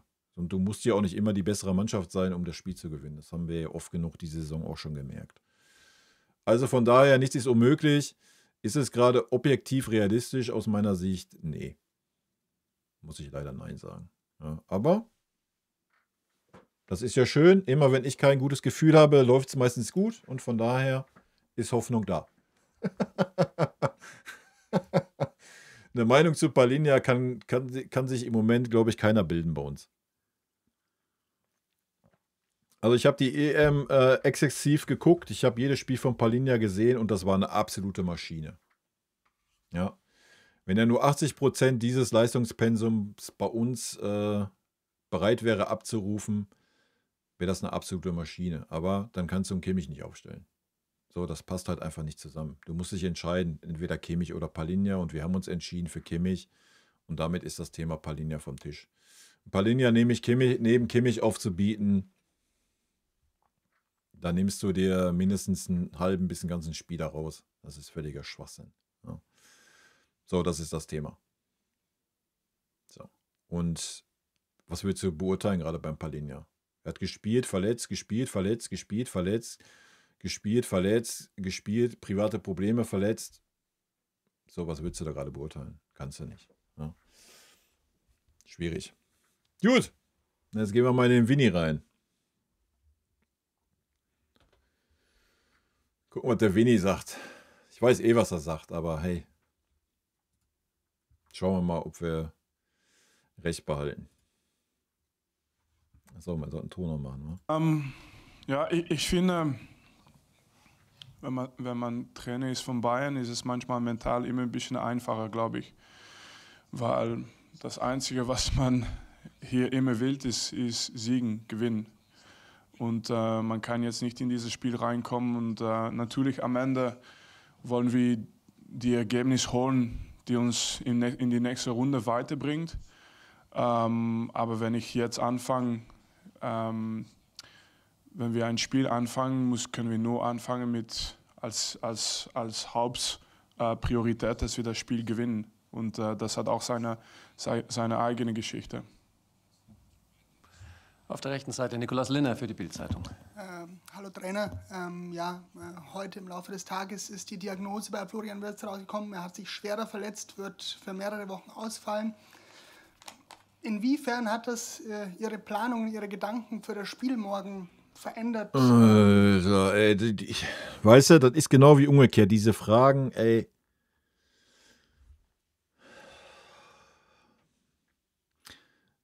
Weiß ich nicht. Sorry. Das sind Fragen, Alter, die kannst du dir gefallen lassen, wenn es früher mal über einen Messi ging oder über einen Ronaldo oder über Ibrahimovic oder keine Ahnung, ja. Ey, nichts gegen Wirtz und so, ist ein super wichtiger Spieler, gar keine Frage. Und ich hätte ihn super gerne bei uns in der Mannschaft. Aber was soll das jetzt bei uns ändern? Ja, wahrscheinlich hat Opa nicht nochmal ein extra Auge auf einen extra Spieler und das war's. Ja, das ist doch jetzt nicht so, dass wir sagen, oh, der Florian Wirtz spielt, oh, da müssen wir jetzt aber, da stellen wir auf Dreierkette, da spielen wir dann jetzt mit 3 Sechsern, damit ein Palinja extra abgestellt wird für den Wirtz. Haben wir nie getan, werden wir nicht tun. So, ja, was soll sich da jetzt groß ändern? Da wird ein anderer Spieler bei Leverkusen auflaufen. Und wenn wir uns mal angucken, welchen Impuls der Wirtz jetzt im Champions League Hinspiel hatte, der war gleich 0.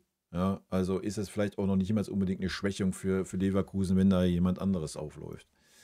Also immer dieses, man hebt eine ganze Mannschaft, ich meine, guckt euch Leverkusens Fußball an. Natürlich ist da Wirtz ein wichtiger Faktor und so weiter, aber Leverkusen ist ja nicht nur Florian Wirtz. Ja, wir reden am Ende immer noch über Mannschaftssport und da musst du schon wirklich ein Ausnahmekönner sein, der eine Mannschaft auf ein ganz anderes Level hebt, wenn er nicht dabei ist. Und ob das schon Wirtz ist in Leverkusen, weiß ich nicht. Dafür gucke ich zu wenig Leverkusen-Spiele. Von daher finde ich diese Fragen, die finde ich immer lächerlich. Weiß ich nicht, kann ich nicht verstehen.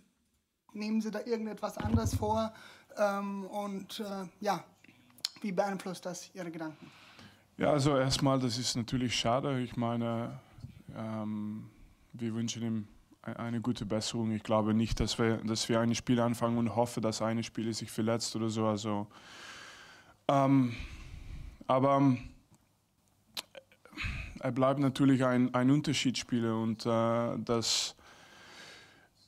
ich habe das auch oft gesagt, wenn wir spielen, diese Unterschiedsspielen kannst du nicht 1:1 ersetzen. Das ist einfach, das muss das Kollektive oder vielleicht eine andere Idee manchmal beeinflussen. Aber ich glaube nicht, dass wir zu viel Unterschied machen können in unserer Vorbereitung. Ich meine, ich weiß, was für einen Einfluss so ein Spieler haben kann, aber bei uns gibt es noch so viele, ich glaube, es gibt noch so viele andere Spieler, die Qualitäten auf dem Platz und wir müssen einfach wieder unsere beste Leistung holen, damit wir das Spiel gewinnen wie gesagt, ich hoffe, dass Florian sich schnell erholt und dass er wieder Fußball spielen kann und jetzt im Moment ist die Priorität auf die Jungs, die morgen spielen, unsere Jungs und die Jungs von den Gegnern. Auf der linken Seite steht Wie überraschend diese Antwort, oder? Hallo Vincent, beim Bundesligaspiel hier haben Sie 0:0 gespielt und danach hieß es, war gut so, weil wir wollten den Abstand halten zu Leverkusen. Morgen würde auch ein 0:0 reichen. Dürfen wir trotzdem offensiven und dominanten Bayern-Fußball sehen? Ja, aber ich habe von Anfang an immer gesagt, es ist fast der gleiche Satz, den ich immer sage, wenn eine Mannschaft sich das verdient, dass wir mal tief stehen müssen und verteidigen, dann machen wir das. Und das haben wir in diesem Spiel machen müssen. Und, aber von Anfang an ist das Ziel immer mit unserer besten Leistung das zu machen, was uns bis jetzt hier gebracht hat. Und das ist natürlich morgen genauso. Aber in diesem Spiel haben wir auch gelernt, es passiert immer sehr viel. Das heißt, wir werden sehen, wie die ersten 45 Minuten aussehen und danach noch die zweite Halbzeit. Und die Geschichte werden nicht, glaube ich, so monoton sein, das ganze Spiel. Das wird einiges passieren, das können wir schon erwarten, das ist normal. Auf der rechten Seite Martin Volkmar für... Also wenn das 0-0 ausgehen sollte morgen, dann weiß ich es auch nicht. Also das halte ich auch für ein Unding. Also wir werden auf jeden Fall genug Raum kriegen und ja, Leverkusen wird Attacke gehen von Minute 1 an. Ja. Und entweder wird es so laufen, dass du schnell 1, 2 Tore kassierst, dann geht das Gezitter los, oder du fährst halt als erstes einen guten Konter und es steht 1-0 und dann ist alles geritzt. Ja. Wir werden es sehen morgen, ne? Randseite 1. Hallo. Frage zu Michael Olise. Wird er wieder in der Startelf stehen? Und, das für eine Frage, Junge. Sehen Sie ihn auch? Junge, wie hohl musst du denn als Sportreporter sein, Alter? Jetzt mal ernsthaft. Der kann doch einfach, wo war der von RAN? Ey, erstmal, dass es RAN noch gibt, Chapeau, war. Aber der kann doch null Ahnung vom FC Bayern haben. Wirklich null. Junge, Alter, was ist das denn für eine Frage? Hat er die Leistung von Leroy und Serge gesehen gegen Bochum? Junge, allein das Argument reicht doch. Braucht doch nicht mehr das Argument zu bringen, dass er vor allein statistisch gesehen der stärkste Außenspieler bei uns ist. Junge. Auch ein bisschen mehr als zentralen Spieler von der Qualität her als klassischen Außenstürmer. Ob er spielt oder nicht, das werden wir morgen sehen, aber von Profil her hat er diese Mischung. Ne? Er ist in den Außenbahn im Moment sehr gefährlich und so hat er auch seine Vorlage gemacht im Hinspiel. Aber er hat auch die Qualität, auch manchmal mehr im Zentrum zu spielen. Das wussten wir schon vorher. Das hat er auch in England so gemacht, manchmal außen, manchmal drin. Und ich glaube, dass dieses Paket in Zukunft wichtig sein wird. Aber ich glaube, er macht sich nicht zu viele Gedanken und leistet einfach im Moment sehr konsistent. Dann auf der linken Seite wieder Torben Hoffmann für Sky. Frage beantwortet, du Birne, Alter. Servus, Vincent. Ist es möglicherweise ein kleines Problem, so eine 3-0-Führung, also relativ, ich würde nicht sagen gesättelt, hierher nach Leverkusen zu reisen, aber mit diesem Ergebnis möglicherweise den einen oder anderen Prozentpunkt weniger zu machen? Und welche Herangehensweise erwartest du auch vom Gegner? Also ähnlichen Ansatz wie auch beim letzten Mal, der euch so ein bisschen gezwungen hat zu verteidigen? Oder einen anderen Ansatz von Xabi, dass er vielleicht auch mit einem echten Stürmer spielt? Man macht sich als Trainer ja sicherlich Gedanken, wie der Gegner auch agiert. Also wenn er morgen nicht mit dem echten Stürmer spielt, dann musst du den auch entlassen in Leverkusen, oder? Also, ja, also Chapeau, wenn er ohne Stürmer spielt und das klappen sollte, Hut ab, ja, dann ziehe ich alle meine nicht vorhandenen Hüte. Aber normalerweise, Alter, du musst ja morgen Attacke machen, aus Leverkusener Sicht. Du hast doch keine andere Wahl. Und du brauchst halt schon Spieler auf dem Feld, die Tore schießen können, wa? Und das sollte wohl ein Stürmer. Und ja, wie du schreibst, erst recht ohne einen Wirtz, also. Und es ist doch auch dumm, auf einen Stürmer zu verzichten. Ja, also man lernt ganz schnell als Trainer, dass du aus den vergangenen Entscheidungen von einem Trainer sehr, sehr viel lernen kannst, aber du kannst die Zukunft nie 100% wissen. Das ist im Kopf von den Trainer alleine, nicht in keiner andere. Und wir müssen uns vorbereiten, auf was wir uns vorbereiten können und letztendlich auch 100% glauben haben, was wir machen können. Also es geht nicht nur um das erste Tor vom Leverkusen, es geht auch um das erste Tor von Bayern. Es geht auch um die Zweikämpfe, die wir gewinnen wollen. Es geht um ja, was wir verteidigen wollen. Und am Ende wird das Spiel entscheiden von Qualität von den Spielern auch. Aber wenn man nur in die Gedanken geht, was die anderen machen, dann passiert es auch irgendwann. Und ich spreche jetzt aus Erfahrung auch. Dann verliert man sich schon mal, wie es ein Pep Guardiola aufgetan hat, ne? Wenn man immer nur denkt, oh, was könnte der Gegner machen, worauf muss ich mich da vorbereiten, hier vorbereiten, da vorbereiten, dann verkopft man schon mal. Und nein, es geht über, was wir machen wollen, wenn wir unsere Tore machen wollen. Und das hat auch einen großen Einfluss auf dieses Spiel morgen. Ja, ist true. Auf der rechten Seite, 4. Reihe bitte, ja. Hallo Company, wie haben Sie die Mannschaft jetzt in den letzten 2 Tagen wahrgenommen, auch heute im Abschlusstraining? Denkt man da noch kurz an die Niederlage am Wochenende oder ist die schon komplett vergessen? Danke. Es gibt natürlich immer eine gewisse Zeit, wo man Natürlich, if I can say it in English, so this to make it easier for myself for once. There's always a moment where you have to draw a conclusion.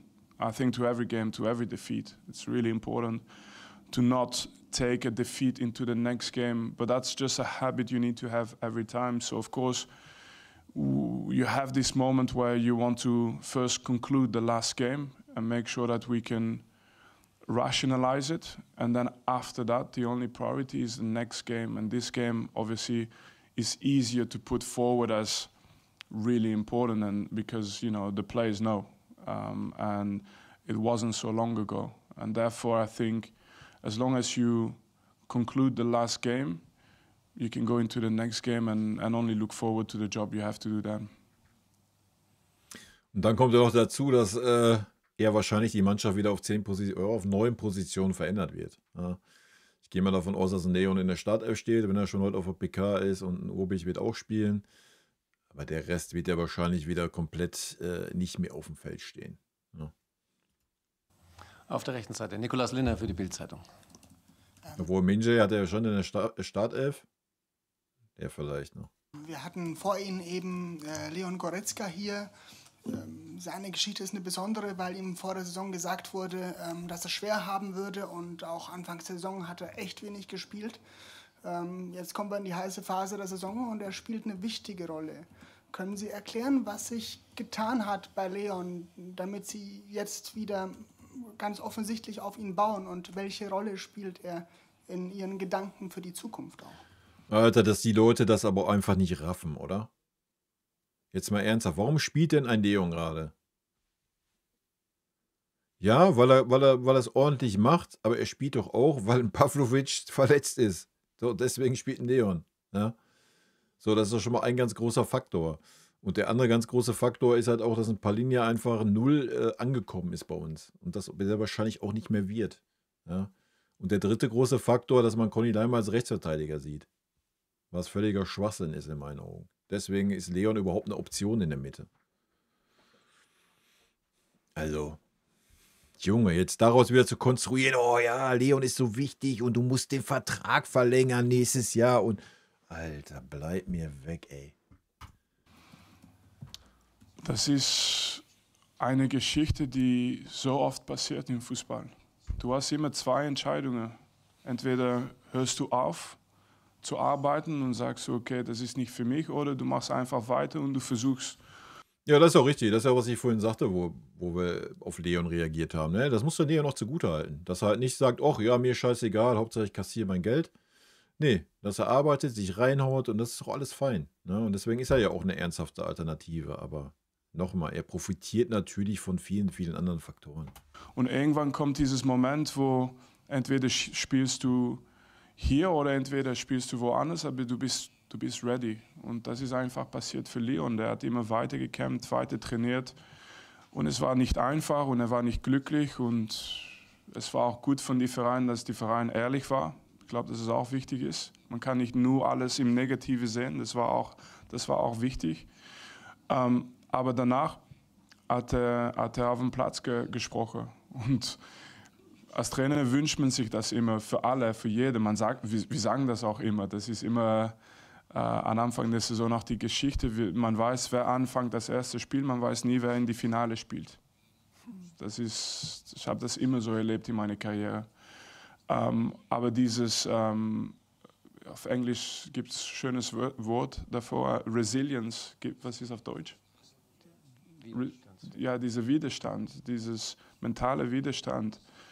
Es ist einfach darüber zu sprechen, es ist nicht einfach auszuführen. Und das ist dann auch eine gute Geschichte, wie ich gesagt habe, schon vorher in der Saison, für die anderen.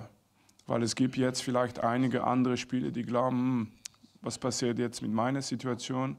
Aber wenn die Saison anfängt und die Transferperiode ist vorbei, dann hast du eigentlich nur eine Wahl und du musst weitermachen und kämpfen um deinen Platz und dann vielleicht passiert was am Ende. Und deswegen ist die Geschichte von Leon positiv für die Kader auch, für die anderen Jungs. Und, ja, ist sehr positiv für Serge nächstes Jahr. Das haben wir ja schon bei der letzten Vertragsverlängerung gesehen.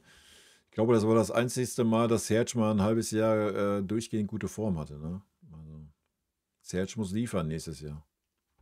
Und in Zukunft, Für ein halbes Jahr. wie gesagt, über was die nächsten Jahre passiert, dann haben wir immer Leute im Verein, die da auch verantwortlich für sind, wo wir dann immer ganz offene Gespräche führen mit den Spielern. Also auf jeden Fall, wenn wir immer mit den Spielern erst kommunizieren, aber jetzt im Moment spricht immer, was auf dem Platz passiert und das ist auch meine Rolle, das immer entscheiden zu lassen. Dann wieder Seitenwechsel, Stefan Kumberger nochmal.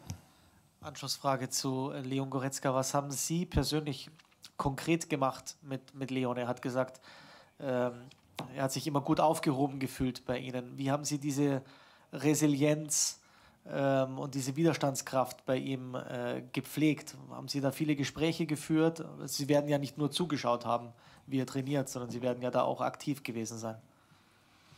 Ja, wir haben so ein wichtiges Spiel morgen. Wir können das alles mal am Ende dieser Saison besprechen, wie ich in diese Situation umgehe. Aber ich versuche es, ich war auch Spieler. Ich versuche es nicht zu kompliziert zu machen. Wenn einer spielt, dann gibt es einen Grund und das darf der Spieler wissen. Wenn er nicht spielt, gibt es auch einen Grund. Und ob ich völlig recht habe oder nicht, das ist nicht immer der Fall, dass ich immer recht habe, aber einen Grund gibt es und er darf meine Meinung wissen, jeder Spieler. Kein Problem damit. Und das ist ein Riesenunterschied, glaube ich, zu den letzten Jahren bei uns, so auf der Trainerposition, ne? Das, was er gerade sagte. Dass jeder Spieler den Grund wissen darf. Und letztendlich muss ich sagen, ist es immer der Spieler, die sich selbst nach oben wieder reißt, hebt, es ist der Spieler. Und die Trainer, wir sind immer da, wenn die uns die Energie geben, einfach die Jungs eine Möglichkeit zu geben, zu kämpfen um ihre Position, allen. Na, dann haben wir doch noch eine sportliche Frage sicherlich zum Schluss. Bitte. Welchen Eindruck macht Jonas Urbik auf Sie? Morgen ein sehr wichtiges Spiel, auch sehr wahrscheinlich für ihn. Spürt man da auch ein bisschen Nervosität bei ihm? Nein, alles ganz souverän, ganz ruhig und war gut im Training bis jetzt und gibt auch dieses Eindruck. Und ich habe es immer gesagt, also für mich, je größer die Spiele, desto wichtiger sind für mich die erfahrenen Spieler und die Jungs, die hier schon lange sind, die schon auf dieses Niveau gespielt haben, die müssen immer die Verantwortlichkeit nehmen für diese Spieler. Sehr, sehr wichtig. Und alle anderen in dieser Mannschaft. Ja, er war halt Führungsspieler, war. Das merkt man. Die haben bis jetzt immer geleistet, die haben bis jetzt immer geholfen. Wir haben schon ganz oft entweder ohne Manu gespielt oder Harry Kane oder Jamal Musiala gespielt, ohne dass es schon passiert diese Saison. Und wir sind immer durchgekommen mit Ergebnis oder Leistung. Und morgen erwarten wir nicht weniger. Okay, vielen Dank, Vini. Danke euch. Bis morgen hier. Servus. Ja, das werden wir dann morgen sehen, ne? Ob das irgendwie ein Faktor ist. Also ich glaube es nicht, wie gesagt. Wir reden ja nicht davon, dass man Manuel Neuer auf Top-Niveau gerade ersetzen muss. Ne? Aber natürlich kann das ein Faktor sein, ne? Man weiß es nicht. Wenn er super nervös auf einmal wird im Spiel, wenn er irgendwie irgend so ein cooler Ding kassiert oder sowas. Mein Gott, wir werden sehen, was morgen passiert. So sieht's aus.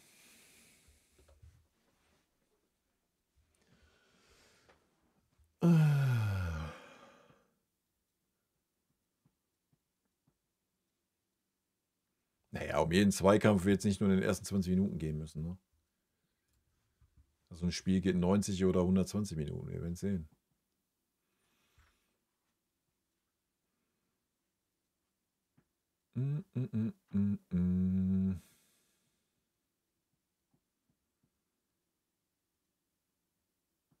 Ich frage mich, wenn Stanisic verletzungsfrei bleibt und sich konstant auf der rechten Vorposition einspielen kann, ob Leimer dann auch seine Chance auf der 8 bekommen wird. Ja, die Frage stellen wir uns alle, Alter.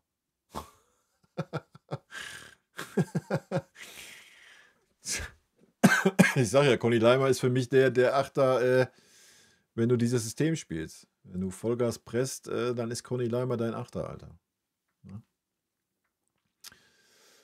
So ist es halt einfach.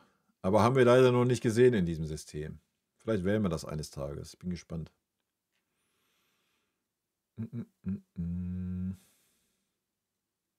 Ja gut, aber Vinny muss ja auch kein Selbstdarsteller sein, oder? Ich denke, das war er als Spieler nicht und Führungsspieler sind das eh eher... Ja, es gibt ein paar, die das auch waren, aber...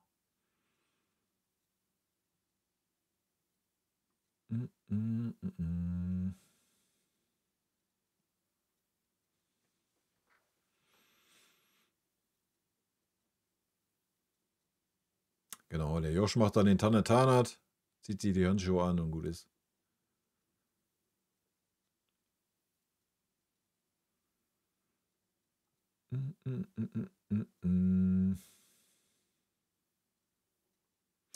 Naja, das werden wir sehen, ne?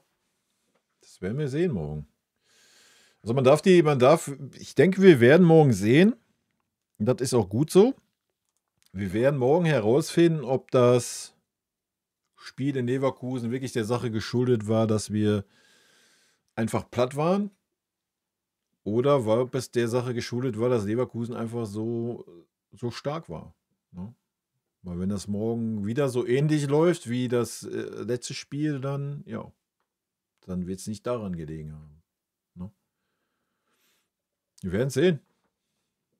Wie gesagt, also 3-0 ist ein gutes Ergebnis, gar keine Frage. Ja, und mit unserer Qualität, ja, solltest du den Bums nach Hause fahren. Ja, das steht ja außer Frage, aber nochmal, wir haben auch 3-0 in Feyenoord verloren. So, ja, obwohl da der Druck auch so da war. Keine Ahnung. Also wir müssen es jetzt nicht wieder schwieriger reden, wie es ist, ne? Keine Frage, aber wir wissen alle, wie Fußball ist. Wenn das Stadion kocht, wenn Leverkusen früh ein Tor macht, ja, und dann ist es, wie Kompanie es sagt, dann sind die Spieler gefordert, die Führungsspieler sein möchten. Ne? Dann musst du dagegenhalten. Sorgen mache ich mir da persönlich nicht. Ich denke, 3-0 ist eine Ausgangsposition, die reichen sollte. Und ich denke, dass es schon teilweise mit der Sache geschuldet war, dass man wirklich müde war beim letzten Spiel in Leverkusen. Aber wir werden es morgen sehen, Leute. Ne? Wir werden es sehen. Alles kann passieren. Ich bin gespannt. 1-0 für uns, Gnabry Fernschuss mit 5 Abprallern. Wie soll der Gnabry denn Fernschuss machen, wenn er nicht auf dem Feld steht? Schießt er den von der Ersatzbank oder was? Dann zählt das Tor leider nicht. Also Leute, wir müssen uns ja nicht irgendwie einreden, dass Gnabry morgen auf dem Feld steht. Ja? Die Aufstellung, die Mannschaft stellt sich morgen von alleine auf. Das heißt, Harry Kane, Musiala, Olise, King. Mitte ist Goretzka, Kimmich. Rechts hinten wird Conny spielen, auch wenn ich es für falsch halte. Mitte wird Upa und Minje spielen und links wird ein Davis spielen und im Tor wird ein Obi stehen. Ja, das ist die Aufstellung morgen. Sei denn, irgendein Innenverteidiger hat Wehwehchen, dann rückt vielleicht ein Erik rein und das war's. Ja. So, das ist die Aufstellung morgen. Die stellt sich, wie gesagt, von alleine auf. Sei denn, Davis könnte nicht, dann wird ein Ito spielen und das war's. So, das ist, wie es auflaufen wird. Ja. Ja, ich bin auch relativ entspannt. Aber ich freue mich natürlich trotzdem aufs Spiel, ne? Und von daher, Leute, das war's. Feierabend. Feierabend. Müsst ihr gleich noch den Taktikfuchs aufnehmen, den ich hier gerade in 2 Minuten erzählt habe. Vielleicht mache ich das aber erst morgen. Wer weiß. Leute, ich wünsche euch einen super duper Abend. Mir hat es super viel Spaß gemacht. Vielen lieben Dank nochmal an Magic Jan und Novay für eure Primies.